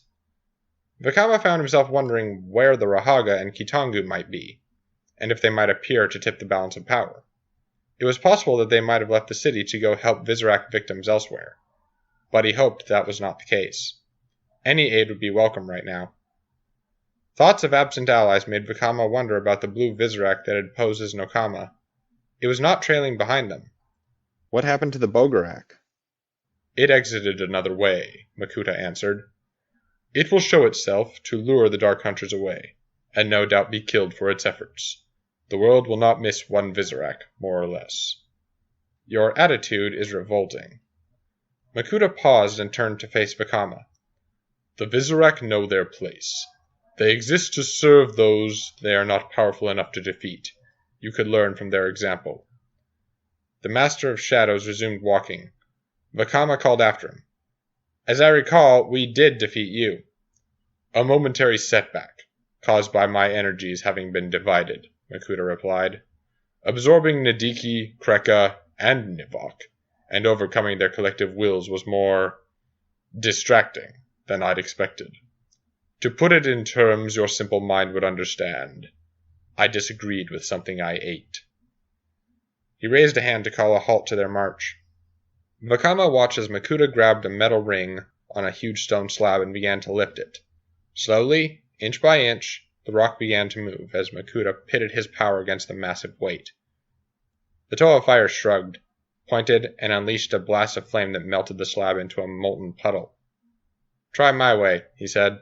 It's faster. Makuta threw the metal ring to the floor of the tunnel. You do have your uses, I suppose. I must, or you wouldn't need my help, said Vakama. Makuta's mouth twisted into an evil smile. Oh yes, little Toa, you are the best kind of ally, one who is completely expendable. Vaporak stood, silently watching the buried mouth of the cave. The Shadowed One and Sentrak had taken the Mask of Time and departed, leaving orders that Vaporak should wait and deal with anything that emerged from the rubble. An idle breeze swept through the canyon and stirred the pile of dust that a short time before had been a Visorak Bogarak. It had chosen a direct attack, evidently ignorant of its foe's true power. The touch of Vaporak's hand had caused the Bogarak to live out its entire lifespan in a matter of seconds before disintegrating. Any other being would have been bored or restless doing sentry duty in such a lonely and desolate spot. But Vaporak felt no stirrings of discontent or any urge to be someplace else. It had, after all, nothing but time. Makuta and Vakama watched Vaporak from high atop the rocks. It doesn't have the mask, the Master of Shadows growled. You said it did. I said it took the mask from me, Vakama corrected. And maybe I could have gotten it back if I hadn't been playing your mind games. You were instanced from drowning. I saved you. You wouldn't be here arguing now if not for me. Vakama bristled. My city wouldn't be in ruins, my friends wouldn't be trapped in spheres, and the Mask of Time wouldn't have been at the bottom of the ocean to start with if not for you. Details, trivialities, your mind is cluttered with such things. Focus on the present, said Makuta. This prize is too valuable for Voporak to be here alone. I suspect his master, the Shadowed One, is in Metru Nui as well. He must have the mask. Once we are past Voporak, we will run the Shadowed One to ground and take it. Makuta waited a moment, then gestured toward Voporak and growled, What are you waiting for? Destroy him. Toa aren't killers, Vakama replied. If we were, we would have started with you. Very noble. Perhaps that explains why there are so few Toa around these days. Do you think Voporak would be so foolishly merciful? Or the Dark Hunters? Makuta's next words were deadly quiet. Or me? Vakama chose not to answer, instead drawing on his elemental power to create a white-hot fireball. He spent a long moment deciding who he would rather throw it at, and then hurled it toward Voporak. It flew straight and true, aimed perfectly to serve as a distraction. The Toa of Fire readied himself to spring as soon as Voporak's attention shifted to the fireball, but to his surprise, the flames spluttered and died as soon as they came close to the creature. Voporak never even glanced in the direction of Vakama's attack. Frustrated, the Toa tried again. Firebolts, rains of flame, even a fiery cage, all were extinguished as soon as they came close enough to affect Voporak. Vakama muttered something that would have gotten him tossed out of Metru's school, which seemed to amuse Makuta. Watch, said the armored giant. He picked up a boulder and threw it at the seemingly invulnerable being. Mere inches away from Voporak's body, the rock crumbled to dust. What kind of power? Time, answered Makuta. Any force directed at Voporak ages before reaching it. Anything it touches grows old in its grasp, unless Voporak wills it otherwise. No power is immune to the ravages of the years, little Toa. Then how can it be defeated? Makuta's eyes narrowed. It is a pawn. It is best handled by other pawns. The Master of Shadows gestured toward a canyon to the west. Behold, Vakama, the sons of Makuta. At first, Vakama saw only a cloud of dust, as if some great and terrible herd of Rahi were heading toward them. Then he began to make out forms and faces, and a chill ran through him. It was a mob of Rakshi, the monstrous creatures who dwelled below the archives. There were hundreds of them, in dozens of different colors, all of them charging headlong at Voporak. Vakama couldn't bear to look, and at the same time could not bring himself to look away. The first line of Rakshi reached their enemy and collapsed as their armor disintegrated and the worm-like Krata inside them withered and died. Another wave followed, only to meet the same fate, followed by another and another. Still they kept coming, heedless of their brothers' fates, marching blindly to their doom. They are born of my darkness, Makuta said, with what sounded like pride in his voice. Each one carries a part of me within their gleaming armor. They live and they die in my name. If you controlled this kind of army, then why resort to trickery to capture the Matoran? Vakama asked, horror-stricken. Why not just unleash these monsters on the city?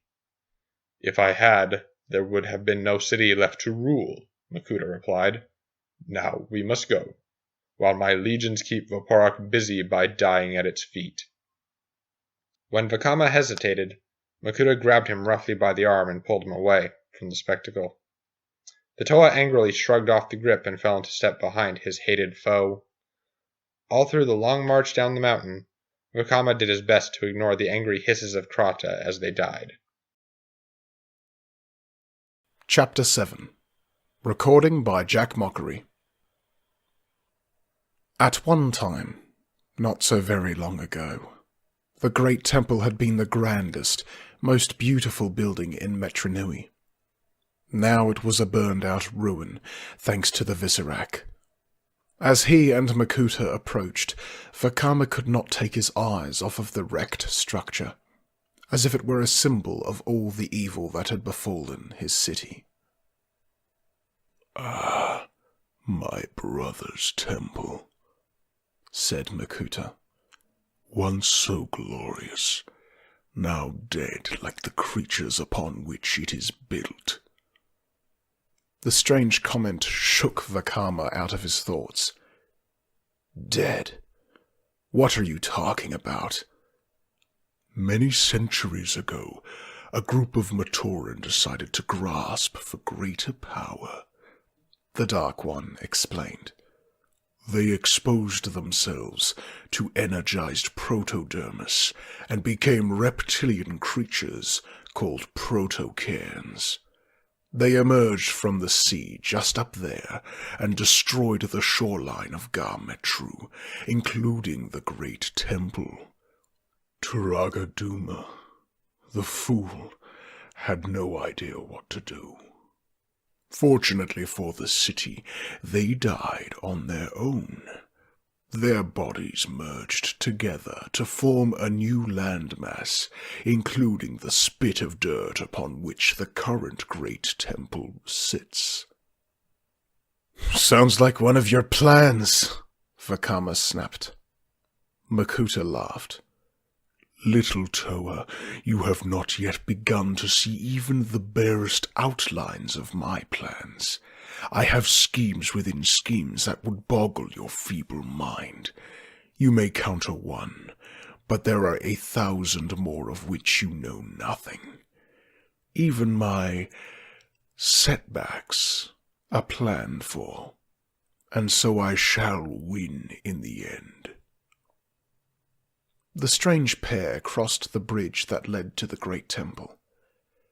Vakama could not help but remember his encounter with Toa Visola in Makuta's illusion. Ever since he had learned that 6 other Matoran were destined to be Toa Metru, and that his team was the result of Makuta's tampering with destiny, he had felt like a fraud.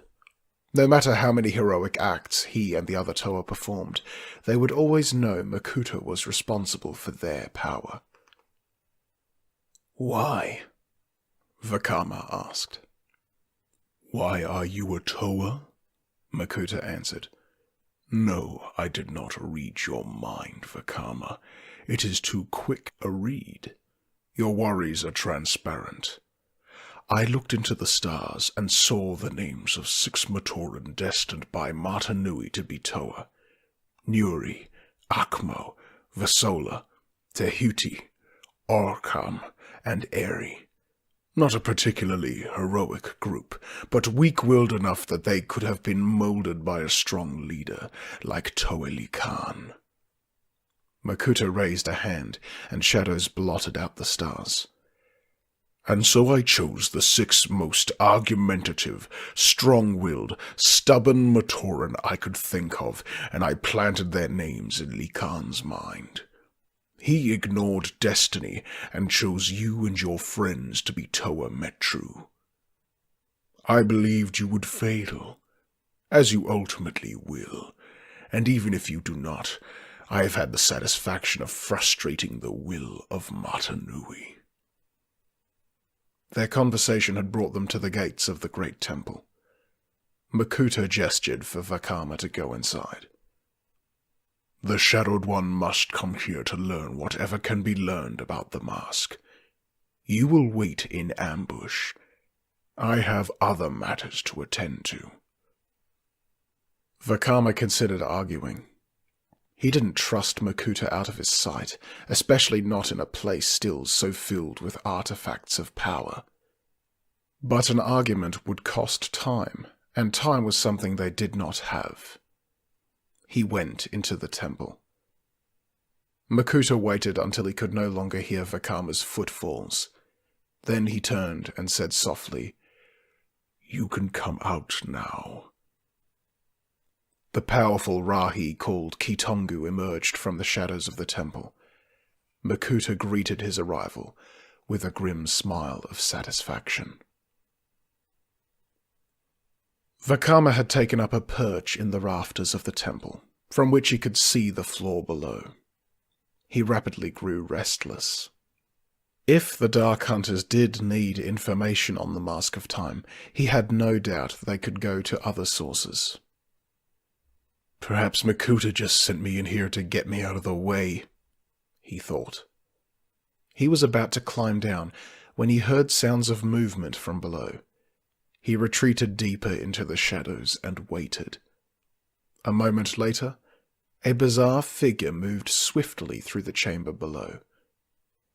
Vakama could not see it clearly, but the intruder was obviously a being of power. Vakama sprang from rafter to rafter in pursuit, all the while thinking, I really hate it when Makuta's right. Sentrak heard the telltale sounds of a Toa trying to be silent. He did not bother to look up or give any indication that he knew he was being watched. He had a mission to fulfill in this ruined place. If a Toa or a group of Toa wished to watch him, that was no concern of his. If they chose to try and stop him, they would be captured and brought to the Shadowed One. He would no doubt pry the secrets from their minds. Regrettably, the heroes would have very little mind left when the process was done. That, too, mattered, not at all to Sentrak, beyond the pleasant anticipation of eliminating helpless Toa when the Shadowed One was finished with them. Of such small moments of amusement was a happy life made.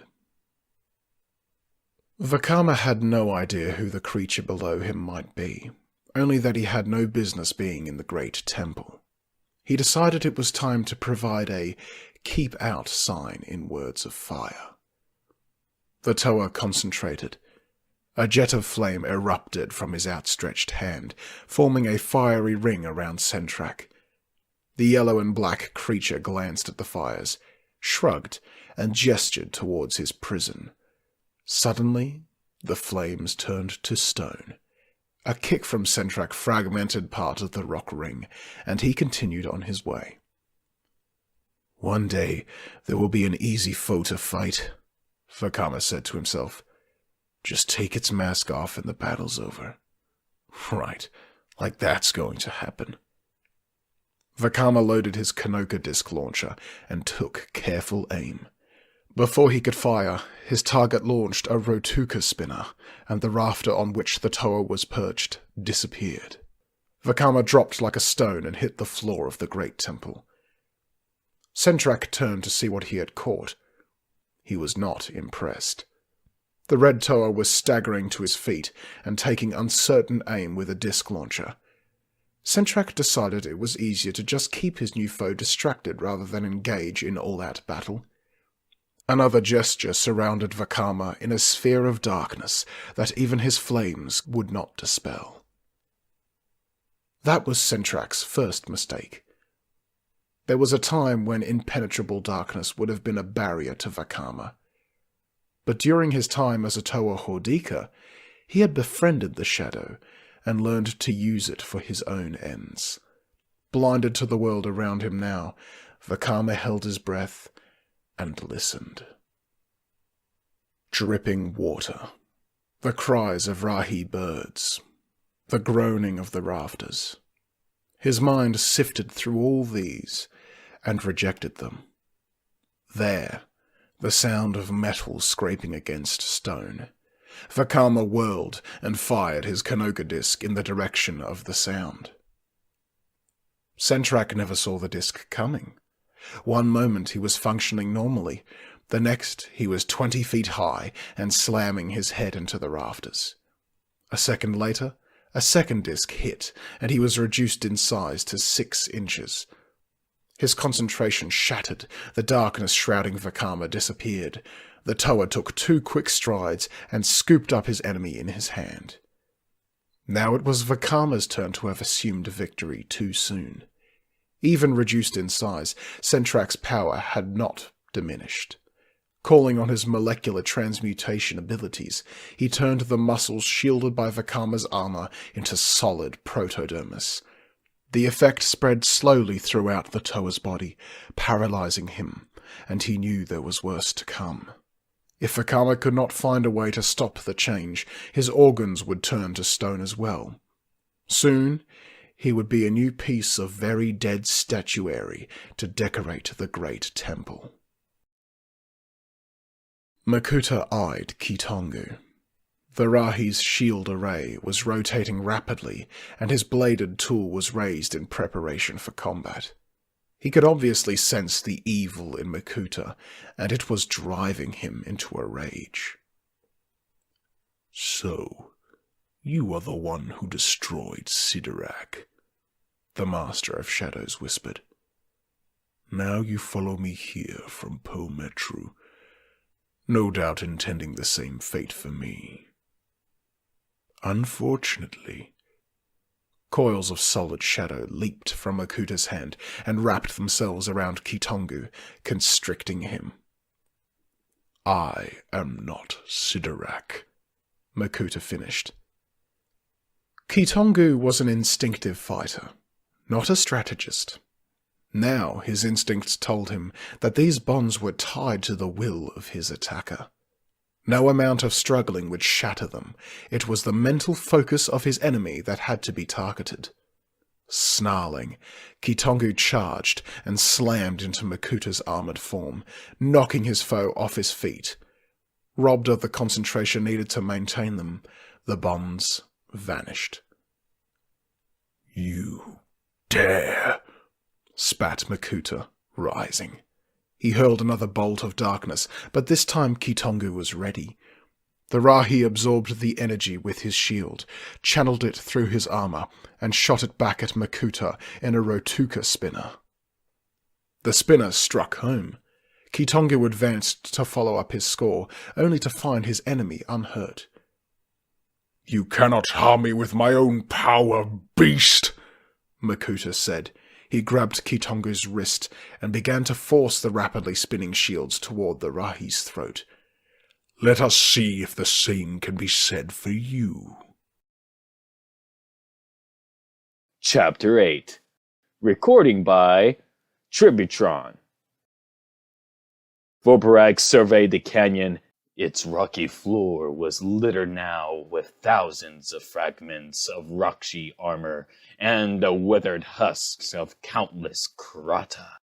Makuta's creatures had kept coming for hours, until finally their numbers were depleted. He felt no sadness at the sight, only irritation. These things had no chance against him, after all, and it was a waste of time making him prove it. Or was it? Voporak glanced at the cave mouth. It was still buried in rubble, with suspicion nagging at the back of his mind. He bounded up the rocky slope. The first thing he saw was the melted slab of rock through which Makuta and Vakama had escaped. So it had all been a trick, he realized. Rather than face him in battle, Makuta and the Toa had dishonored themselves by fleeing, and dishonored him in the eyes of the Shadowed One. For that, they would get a rare privilege of watching as their lives sped by in seconds, and death rushed to claim them. Voporak looked down at the rocks. Tiny scratches and scrapes in the stone revealed where his enemies had walked. He would track them until they fell. Then he would make sure they did not rise again. All Taumaturn mask makers were, at heart, mathematicians. Getting a mask exactly right was a matter of figuring the precise volume of liquid protodermis needed, the proper angles of the carving, and 100 other calculations. It was that solid background in math that enabled Vakama to know with certainty that he had only 9.6 seconds to live. The Kanoka disc power had worn off. Sentrak was back to full size and had not wavered since beginning his attack. Vakama guessed that total focus was required to maintain the flow of energy that was turning him to stone.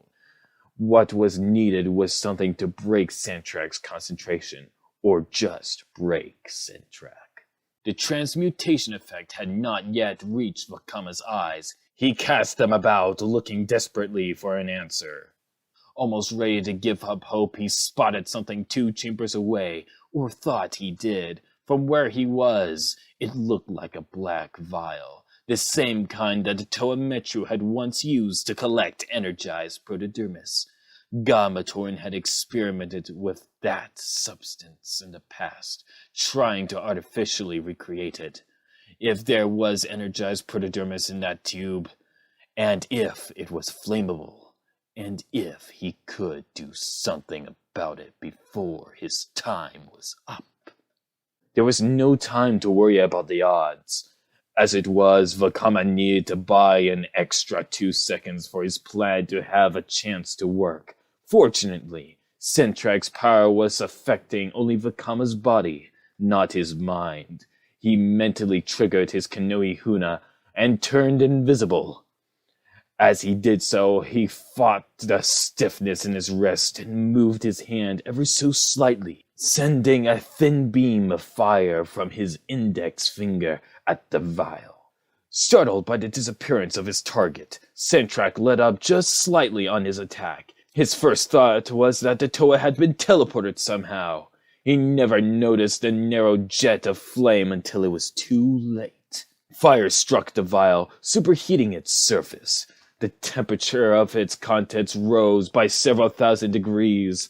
Pressure built up in the sealed vial with no way to escape as precious seconds ticked away. If this doesn't work on my own stone memorial, Vakama thought. But if I get really lucky, I only have to worry about being blown through a wall by an explosion. It's certainly good to be a Toa again. Makuta threw all his strength against Kitangu. The Rahi fought back with his own enormous might.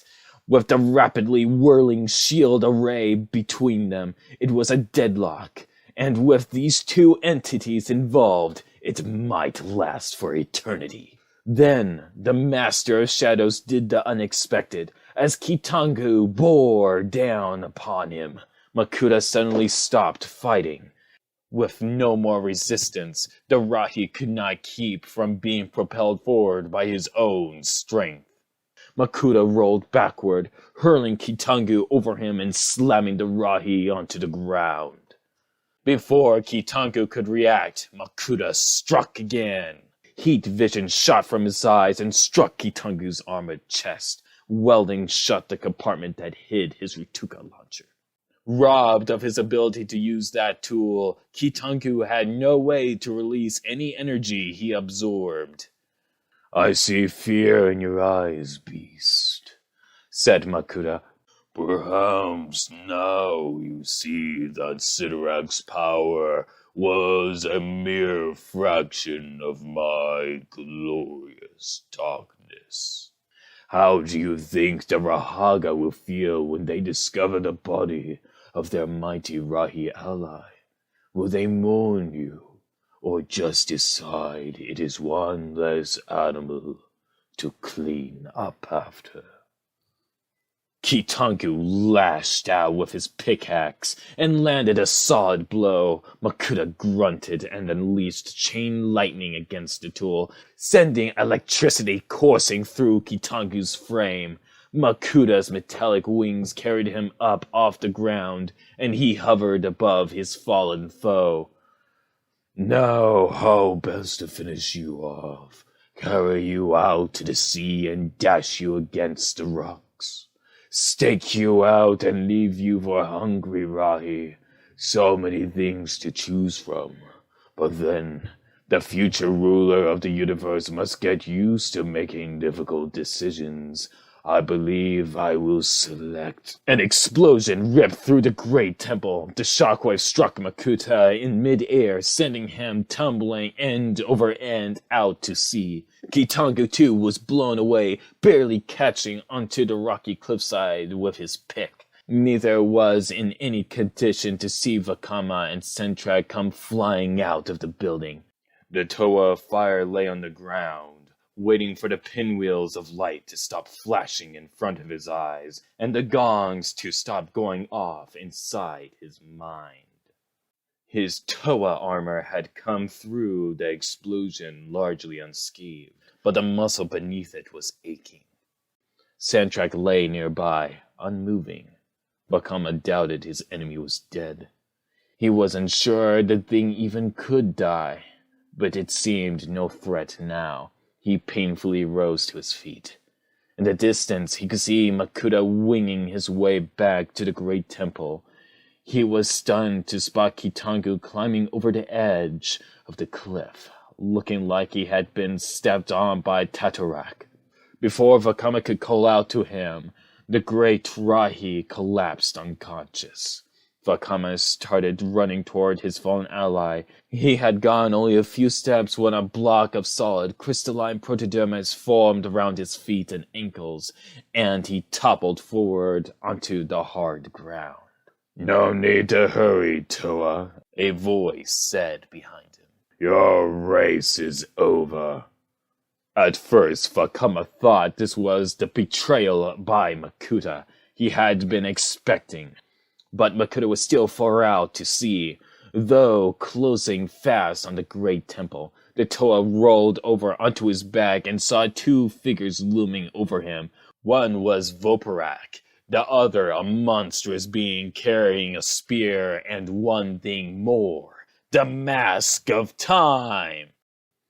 "I am the Shadowed One," the being said in a harsh whisper. "Doubtless you have not heard of me, but you knew two of my agents, Nadiki and Kreka. You and your kind killed 2 Dark Hunters, Toa, and now you must pay in kind." Twin beams shot from the Shadow One's eyes. Halfway to Vakama, they mysteriously disappeared in midair, only to reappear several yards away. They struck part of the great temple, and that section vanished from existence. A winged shadow fell over Vakama. Makuta had arrived. "Why do you interfere, great Makuta?" the Shadow One demanded, saying great as if the term was an insult. Makuta alighted on the ground. "Because it amuses me to do so. A simple trick to teleport your eye beams from the air and redirect them as I choose." "Beware," said the Shadow One. "The Dark Hunters have a right to revenge. You will not save this Toa." Makuta's eyes glittered with malice. "The Toa? What care I for a Toa? If you want his life, you may have it. Give me the Mask of Time, and he is yours." Wonderful, thought Vakama. Two of the most evil beings in existence, and I'm stuck between them. Here's hoping they don't decide to split the difference and me along with it. The Shadowed One shook his head. "Ah, so you value this little bauble, do you? I would be unworthy of my high office if I deprived the Dark Hunters of such a powerful tool. I am afraid, great Makuta, that I must keep the mask and the Toa." "Unacceptable," Makuta replied. There was no implied threat in his voice. There was no need. He was Makuta. His very existence was a threat to all who lived. The Shadow One gestured toward Voparak. "We are 2 to your 1. Makuta unleashed blasts of shadow energy, not at his foes, but at the ground beneath their feet. A great pit yawned before them, and only swift reflexes kept Voparak and the Shadow One from falling into what might have been their grave. "A hollow advantage, Dark Hunter, when that one is Makuta," said the Master of Shadows. "I will have my mask." Vakama felt like he had walked into a realm of madness. Makuta was power personified, and this Shadow One was provoking him. Voparak's abilities tampered with a fundamental force of the universe, and Makuta did not seem to care. A full-scale conflict would destroy Metru Nui, unless he did something about it. He willed the imprisoned parts of his body to superheat, hoping to melt or shatter his bonds, all the while watching the conflict brew around him. "The Mask of Time and this Toa's life are my compensation for the loss of 2 Dark Hunters," said the Shadow One. "They were sent here at your request and did not return. That cannot go unpunished. Vakama felt himself rising into the air. Makuta had negated gravity underneath him, and he now hovered between the two villains. If it must be, it must be. Makuta sighed. Very well, kill the Toa, if it will satisfy your need for revenge. And then we too will discuss the fate of the masked like civilized beings. Vakama had heard enough. He was a Toa, not some trinket to be bartered over at a market. Anger fueled his fire, and the solid protodermis that bound him shattered, sending fragments of crystal flying everywhere. Startled, Makuta lost control of gravity, and Vakama fell, twisting in midair to land on his feet. The Toa of Fire took a step back, raising both hands, palms out, and pointing them at Makuta and the Shadow One. White-hot flames swirled in his palms, just waiting to be launched at his foes. This stops now, he said. My city has suffered enough at the hands of such as you. Foolish Toa, replied the Shadowed One. Any of the three of us could cut you down where you stand in an instant. That would be an instant longer than I need to turn you to ash, Dark Hunter, said the Toa. So who wants to be first? The Toa looked from Makuta to Shadowed One and back again. As he expected, both were waiting for the other to make the first move and pay the price for it. You say you want to avenge Ndika and Kreka, Vakama continued. Then take a hard look at Makuta. Recognize anything? The Shadowed One looked at the winged, armored figure who stood before him. He had seen Makuta in different guises before, but now that he examined him closely, he could see parts of the Master of Shadows were disturbingly familiar. It seemed as if Makuta had become an amalgamation of himself, Ndiki, Kreka, and some other creature. A situation that was only possible if... You killed them! The Shadowed One hissed. You summoned Dark Hunters to your side, and then sacrificed them to your own insane ambitions. Even the member of the Brotherhood of Makuta cannot treat the Dark Hunters this way. Now it is to be war between us. Makuta shrugged. And to the victor goes the mask. Shall we? We shall. The Shadowed One replied. At his signal, Voprak advanced. Makuta readied himself for that being's attack, taking his eyes off the Dark Hunter leader for a crucial second. The Shadowed One used that moment to strike, his eye beams disintegrating Makuta's wings. The Master of Shadows bellowed in pain. Forgotten in the conflict was Vakama, who took advantage of the respite to check on Kitanku. Darahi was badly weakened but still alive. Vakama had no doubt that whoever won the fight would target him and Kitanku next, unless he gave them something better to do. Vorparak had moved in on Makuta. Even the Master of Shadows was at a disadvantage against a foe that could use time as a tool. Rather than strike out at him, Makuta was using his mind-reading power to anticipate and dodge Vorparak's blows. All the while, Makuta strategized, looking for a weak point in his enemy's defenses. First you will fall, then the rest of your brotherhood, vowed the Shadowed One, with the mask of time in my hands. No one, not you, not the Toa, will be able to stop the Dark Hunters. Then I will have to get it out of your hands, thought Vakama. He attached his Kanoka disc launcher to his back and triggered its flight pack function. But instead of heading toward the fight, he rocketed high into the air over the ocean. Voprak landed a glancing blow. Pain racked Makuta where his foe had touched him, as that small portion of his form aged rapidly. The shock took his breath away, and suddenly He had the answer. When Voparak charged again, Makuta summoned his ability to create a vacuum. Accelerated time would affect almost any kind of power, but this was not an attack. Vulnerable to the passage of years, no amount of time would create air where there was none.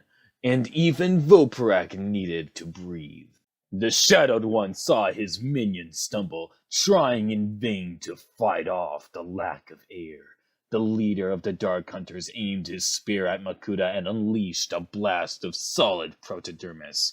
The crystalline substance bound Makuta's arms to his sides.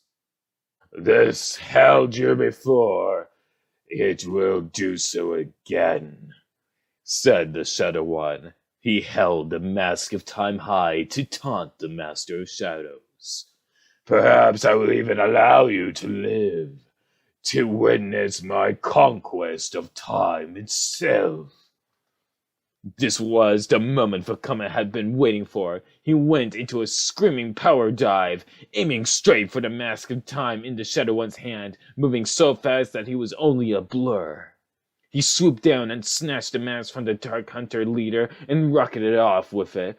Enraged, the Shadow One hurled his eye beams at the fleeing figure.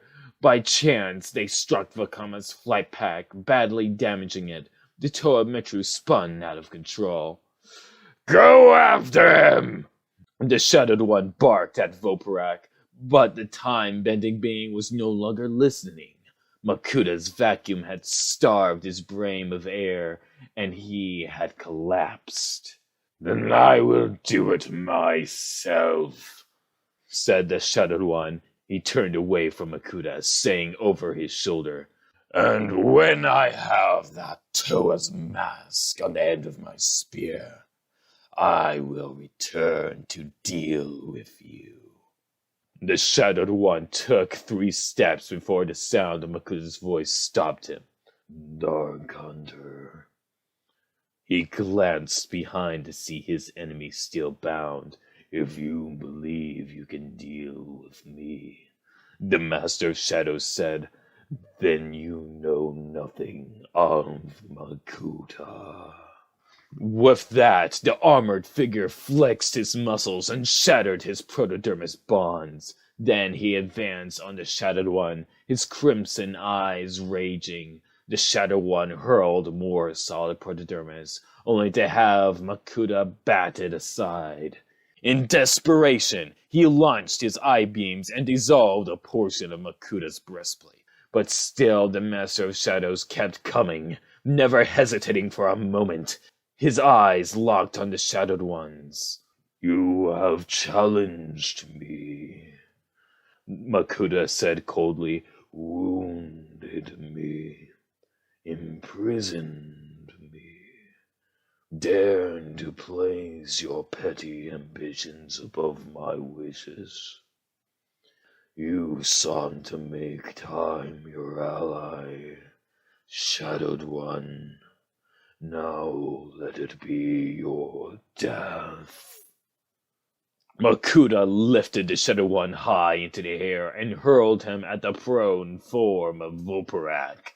As soon as he struck his minion, Voparak's defensive time field took effect.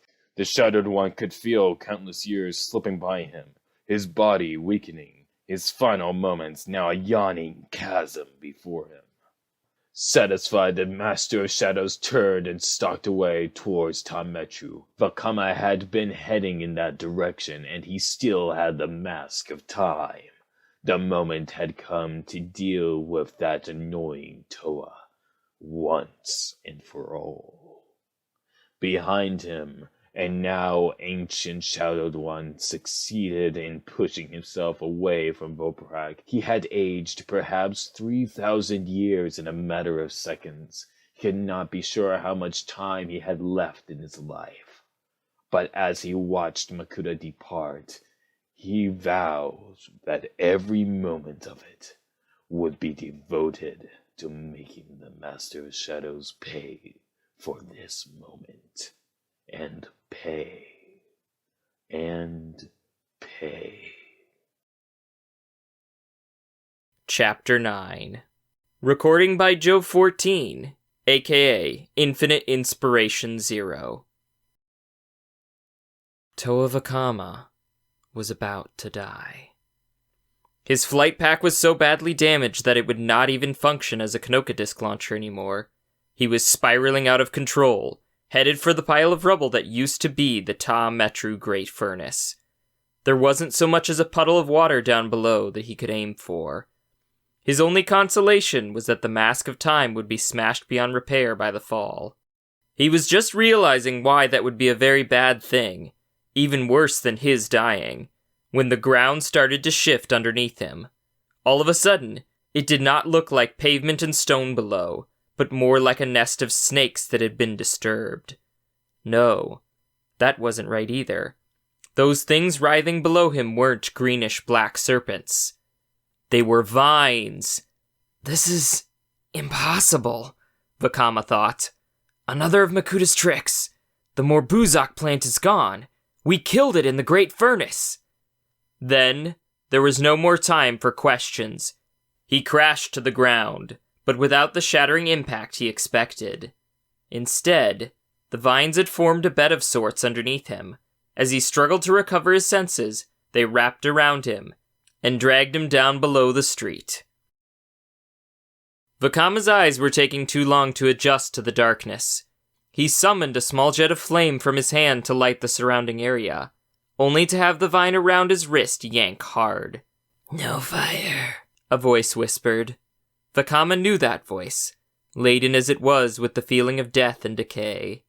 It was a voice he had never thought to hear again. "Karzani," he breathed. The vines released him and slithered away. Now he could see the dark mass in the corner, looking like a monstrous, half-dead tree. The Karzani had been Makuta's first attempt to create a plant creature, but the result had been a being too willful and stubborn to serve Makuta's ends. The Master of Shadows had exiled it from Metru Nui, where the Toa Metru first encountered it some time later. The Karzani had blackmailed the Toa into retrieving a vial of energized protodermis for itself, and then died when that substance caused the plant to burn up from within. Later, the Toa used parts of the plant creature to keep their boat buoyant on the return trip to Metru Nui. "You're dead," said Vakama. "This is another illusion. I've had enough of Makuta's madness." "As have I," the Karzani whispered. "But I am very much alive. I am of the earth and the green, Vakama. I do not die as flesh dies."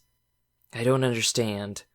"When you submerged parts of my former self in the liquid protodermis of the sea, a tiny shoot grew from within.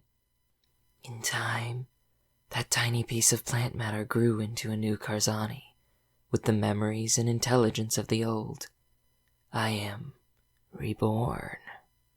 The Karzani obviously expected some momentous emotional reaction from Vakama, but the Toa had been through so much the last few days, all he could manage was a flat, "Good for you.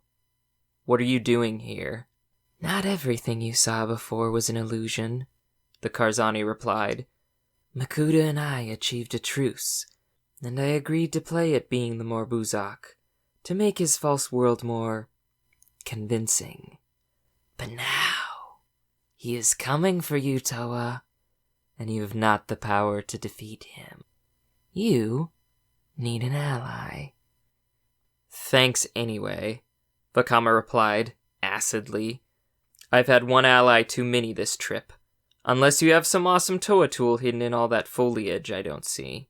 "I have the ultimate weapon against Makuta," the Karzani said, vines rustling and slithering about the chamber. "The truth."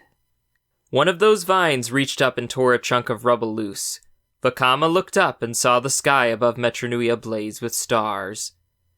"You cannot fight him, Vakama, because you believe you were not meant to be a Toa." The Karzani continued. "Makuta looked up at the stars and saw that Nuri, Akmu, and the rest were to be Toa Metru. And so he convinced Toa Likan to empower 6 other Matoran. He wanted you and your contentious friends to be the new Toa.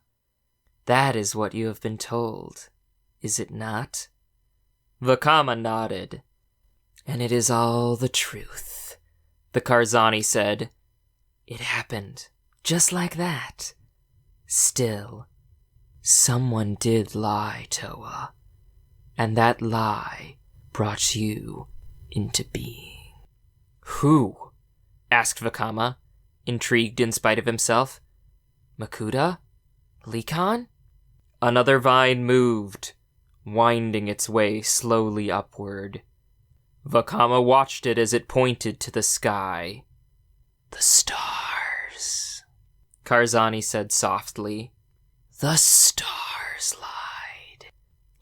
They told Makuta that Akmu should be Toa of Stone, Vizola Toa of Water, and so on, and he believed them. In an attempt to alter destiny, he planted your name, and the names of your friends, in Likan's mind, so you would become Toa Metru. But have you never wondered, Vakama, who planted your names in Makuta's mind? Vakama's head was spinning. If what the Karzani said was true, the Nuri, Akmu, and the others had never been meant to be Toa. The message in the stars had been false. It had all been a trick played on Makuta. But who would have the power to alter the path of the stars? Except Metru Nui, Vakama said, stunned. The Great Spirit, Karzani replied. The Great Spirit, who had been struck down by Makuta's treachery and knew that his only hope of recovery was to get the Matoran out of the city before it was too late.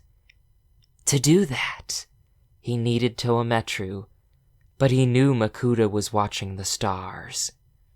The Master of Shadows would do anything to prevent those new Toa from coming into being. It was all becoming clear to Vakama now. So, Metru Nui deceived him. He made the stars name 6 other Matoran to be Toa, ensuring Makuta would never allow them to be given power. And then he planted in Makuta's mind the names of the 6 who truly were intended by destiny to be Toa. The Karzani chuckled, a sickening sound. Believing himself to be thwarting Metru Nui's will, Makuta turned around and used his powers to influence Likan into making you and your friends Toa Metru. The very Matoran Metru Nui had wished to be heroes all along. The Great Spirit knew there was only one way to make sure the 6 destined for greatness would have the chance to be Toa Metru, and that was to trick Makuta into making it happen himself. Vakama sat down on the stone floor, still trying to accept what he had just learned. All his life, he had heard of the glory of Metru Nui, and how he was responsible for the sun that shone, and the breezes that blew, and all the gifts nature had given the Matoran. But in all that time, he had never heard of the Great Spirit intervening directly to make things right. Now, more than ever, he realized what a crime it had been that Makuta had cast Metru Nui into unending sleep. Wait, said the Toa of Fire. Wait a moment. I saw a Toa disc with Nuri's mask on it. No Kama saw Kanohi mask niches with the names of the other 6 Matoran. How is all that possible if they were not meant to be Toa? Vakama. Your fire burns so bright, yet you remain so blind, Karzani chided. Makuta has his brotherhood. The Shadowed One is Dark Hunters. Has it never occurred to you that there are some in this vast universe who are sworn to the service of Metru Nui, and he alone? It was they who manufactured the evidence to help convince Makuta, and they did a masterful job, it seems. It made sense, and it was certainly easier to accept than the idea of Akmu as a Toa. but one question still remained unanswered. How do you know all this, Karzani? The plant thing laughed as if at a private joke. No. One of those servants of Metru Nui's will happened to wander too close to one of my tunnels some time ago. He told me the whole story, all that I have just told you, before he died. A dozen more questions sprang to Vakama's mind. What was this mysterious order whose members apparently knew the will of Metru Nui? How many were there, and how long had they been in Metru Nui? Logan had never spoken of them, nor had Taragadume. Was it possible even they did not know this group existed? He wasn't going to get answers from Karzani. A bolt of shadow came from above and struck the plant thing dead center. Darkness spread like a plague down its vines and branches, forming a chitinous shell that covered every inch of the plant. In a matter of moments it was completely trapped inside, cut off from all heat and light. Vakama looked up. Makuta was above, staring down through the hole in the chamber ceiling. The breastplate of his armor was damaged, and a greenish-black energy was leaching out of him. A faint wisp of shadow drifted from his open palm, the remnants of the power used to fell Karzani. "Come out, little Toa," Makuta said. "If I have to come in after you, it will be most unpleasant." Vakama hurled a fireball, but not at Makuta. Instead, he threw it against the far wall, melting a hole in the stone. He jumped through the gap and found himself in an archives tunnel, one of several that stretched beneath Toa Metru. He ran then, while behind him an angry Makuta smashed down what remained of the wall. Bolts of chain lightning flashed around Vakama as he hurtled through the narrow passages. He could hear Makuta's heavy tread behind him, coming nearer all the time. At some point, the Master of Shadows was going to catch up to him. And then what? As Karzani had said, he alone did not have the power to defeat Makuta. Then again, I'm not alone, he thought, looking at the mask of time he carried. If Makuta wants this mask so badly, maybe it's time to let him have it. Vakama climbed up the next access ladder he came to and emerged on a Toa Metru street, near the Protodermis reclamation yard. That, he decided, would make a perfect setting for his confrontation with Makuta. No allies, he told himself. No Kitangu, no other Toa, just me, Makuta, and this mask. Metru Nui altered the stars themselves to ensure that I would become a Toa. It's time to show the Great Spirit he made the right decision. Makuta climbed the ladder slowly. He would have never admitted it to anyone else, but the Shadowed One had wounded him far worse than any other being ever had. His Kanohi mask and armor held his dark energies in place. With his breastplate damaged, precious power was slipping away from him, but there was no time to make repairs, not with Vakama on the loose with the Mask of Time. He will give it to me willingly, or I will take it from his corpse, Makuta thought. In fact, I hope the fool tries to fight. It will make my victory that much sweeter. Perhaps I will send his remains to the other Toa Metru, so that they may enjoy a few moments of fear before I destroy them too. He looked around, searching for signs of Vakama. He had no doubt the Toa was hiding somewhere nearby, making some feeble plan for an ambush. Perhaps he was even thinking of using the Mask of Time again. Not that that would do anything but buy him a couple more minutes of life. "Show yourself, Toa," Makuta shouted. "Give me the Mask of Time, and I will let you go on your way. I am sure your fellow heroes are missing you by now." The only answer was silence. In a strange way, that enraged Makuta more than open defiance would have. "Why do you persist?" the Master of Shadows continued. "You will gain nothing from this but death, Vakama. Here, alone in this ruined city, there will be no one to mourn you here. no one to even notice your passing. You will not die a hero, just a pathetic Matoran playing at a role that was never meant for him. Why do you risk death? Why do you insist on opposing me?" Vakama stepped out from an alleyway in the Protodermis reclamation yard, one hand hidden behind his back. "Because I'm a Toa," he said, his voice strong and clear, "and battling monsters is what I do." Makuda's smile was chilling. "I, a monster? For knowing my spirit brother Metru Nui required a good long rest after his many labors? For offering my benevolent leadership to the Matoran in his absence?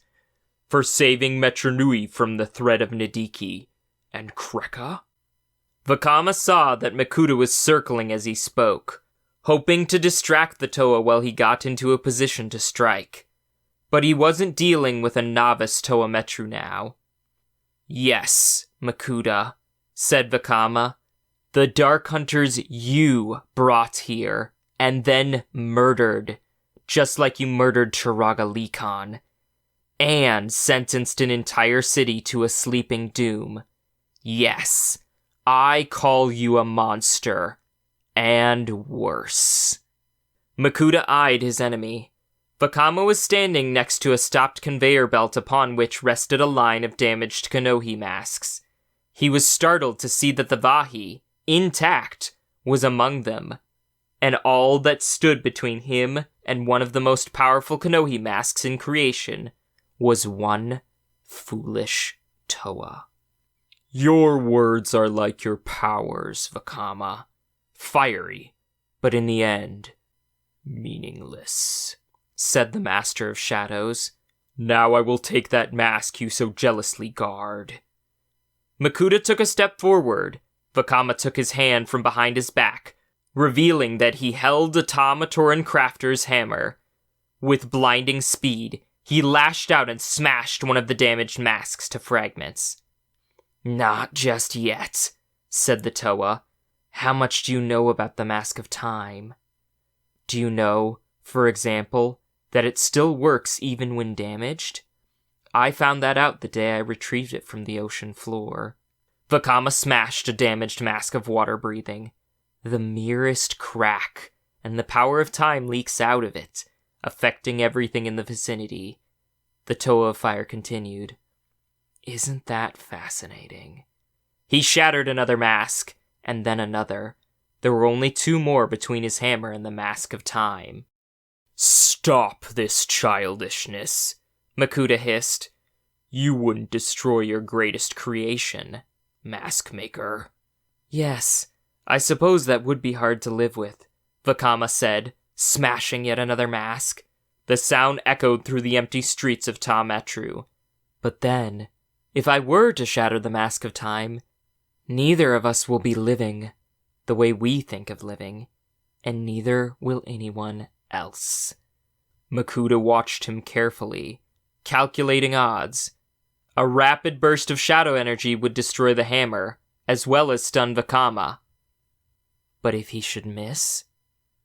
"Explain," he said, edging closer to the Toa. "Time, Makuda," Vakama replied, as if speaking to a child. "The force of time is contained within that mask. Destroy it, and that power is unleashed upon the universe. Past, present, and future all existing at once. Warps and rips and hours folding in upon each other. Madness and chaos as no two moments ever follow one another. Think of it." "I am," said the armored figure. "It sounds glorious." "Really?"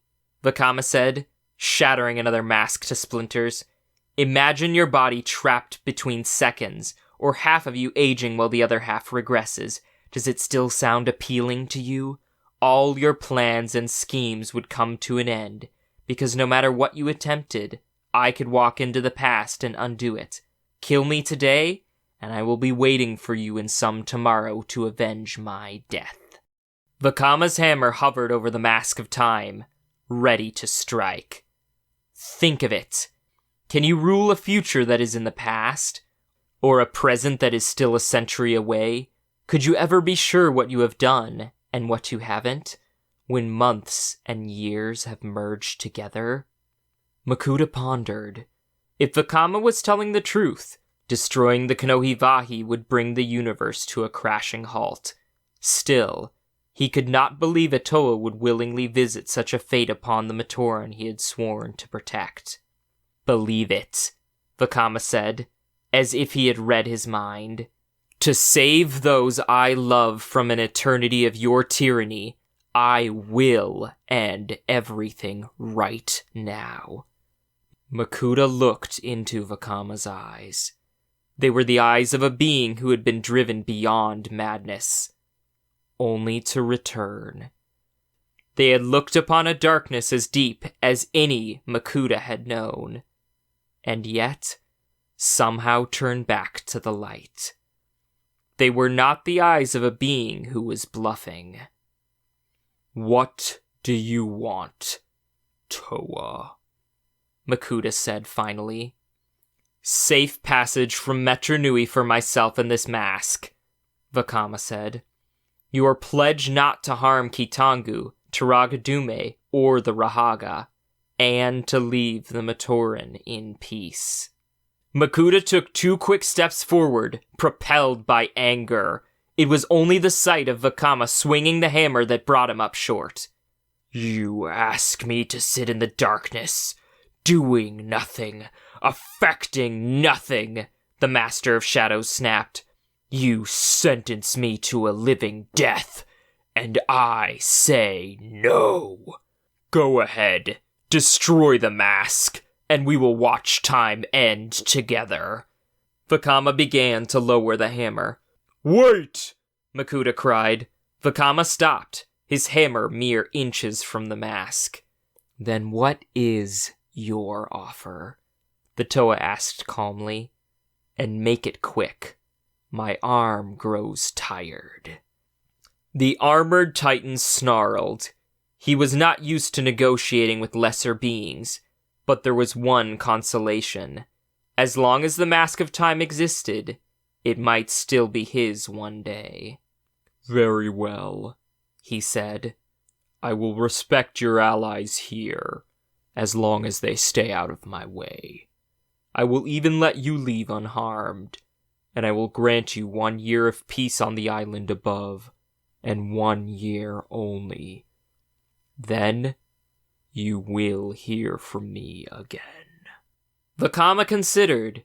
He knew the other Toa would never accept such a deal, simply because they would never believe Makuta would honor it. They would insist on battle, even Nokama, to end his threat here and now, despite the fact that such a battle would leave Metru Nui damaged beyond all hope of restoration. Do not try my patience, Makuta growled. Your possession of the Mask of Time may leave me inclined to stay my hand, but we both know there are 1,000 ways I could destroy you right now, and 941 of them hurt. Vakama lowered his hammer and picked up the Mask of Time. How do I know you'll keep your word? Makuta smiled. You don't. But what is life without a little risk, Toa? Vakama was about to reply when the world vanished around him. The next moment, he was standing at the mouth of one of the tunnels that led to the island above. He still had the Mask of Time with him. Makuta has expelled me from the city, he thought. But we will make a new home above, Master of Shadows. One we will defend against you to the death. And one day, when you have finally been defeated, we will return to the City of Legends. This I vow, in the name of all Toa and Matoran. Epilogue 1. Recording by Nemetron. Makuta stood at the edge of a subterranean waterway. Once, This river had been the means of escape for 6 Toa Metru and 6 spots filled with sleeping Matoran. Here they had encountered ancient Rahi sea beasts and done great battle. They had won in the end and made it to the island above. All of this Makuta had read in Vakama's mind, plus one thing more. Not all the pods had made it to safety. One had been torn loose from the boat by a Rahi and now lay abandoned on the river bottom. Makuta summoned the power of magnetism to raise the metallic sphere from its watery resting place. It broke the surface and floated in the air before finally coming to rest at the armored feet of the Master of Shadows. The pressing of the latch opened the pod. Inside, there slept a Matoran named Akmu. Makuta smiled at the sight. This Matoran had already attempted to betray the Toa and his home city once before. He would be ideal for what Makuta had in mind. An infinitesimal fraction of the Dark One's power brought consciousness back to Akmu. The Matoran opened his eyes and looked around in panic. "Where am I? How did I get here? What is this place?" Makuta had expected just this sort of reaction. The pods were designed to erase the memories of those inside, making them more easily influenced when they revived. He reached down and helped the Matoran out of the pod. "Yes, little one. Your mind is filled with questions now. But I will provide you with answers, and in return, you will do something for me in the time to come." Together, the Master of Shadows and the Matoran began a long journey into perpetual darkness. "Let me tell you a tale," said Makuta as they walked. "A tale of a city called Metru Nui, and of a band of beings called Toa who conspired to keep greatness from you, and then abandoned you to spend eternity at the bottom of this river. They feared you, as they do me. But now I have rescued you. Together, we will seek justice against them for their crimes." Akmu nodded. He did not remember how he had gotten into the pod, or ended up in this awful place. But there was no question this heroic figure had saved his life. As he listened to the intricate web of lies spun by Makuta, Akmu vowed that one day he would have revenge on Toa, Turaga, and Matoran, wherever they might hide. Epilogue 2. Toa Vakama heard the hum of excitement throughout the boat as the shoreline came into sight. He allowed himself a moment's satisfaction, knowing that he had fulfilled his vow to someday return. After leaving Metru Nui for the last time, he had made his way back to the island above. He told the other Toa that he had successfully found the Mask of Time, along with evidence that proved they had been meant to be Toa Metru all along. About the events he had witnessed and been part of in the city, he said nothing. The knowledge that Makuta waited down below might have spurred them to attack, and the war at that point would have left the Matoran in dire jeopardy. Makuta was as good as his word. 1 year to the day after the Toa Metru woke the Matoran, he unleashed Rahi attacks on their new villages. It was a frightening time, but Vakama knew that if Makuta had wanted to destroy the Matoran, he could have easily done so. No, he was trying to keep them off balance, afraid, and as far away from Metru Nui as possible. It took more than 1,000 years and an entirely new team of Toa, but Makuta's plans had been undone. The Master of Shadows had fallen to the power of light, and the way was open for the Matoran to return to their homeland. The first step had been taken toward awakening the Great Spirit Metru Nui and restoring balance to the universe. Toa Matoran leaped out of the boat and pulled it the last 2 yards to the bank, while other crews did the same all around them. Turaga Duma and the 6 Rahaga were already rushing down to greet the new arrivals. Vakama could not suppress a smile as he set foot in Metru Nui for the first time in over a millennium. The city of legends belonged to the Matoran once more, and no one, Vakama vowed, not the Dark Hunters, not the Brotherhood of Makuta, nor anyone else would ever take it from them again. As past, present, and possibly even future Toa met on the shore, Vakama stood apart and watched. He could not help but wish Toa Likan had been there to witness this moment. Still, even if that great hero was not present physically, Vakama had no doubt his spirit was watching over them all.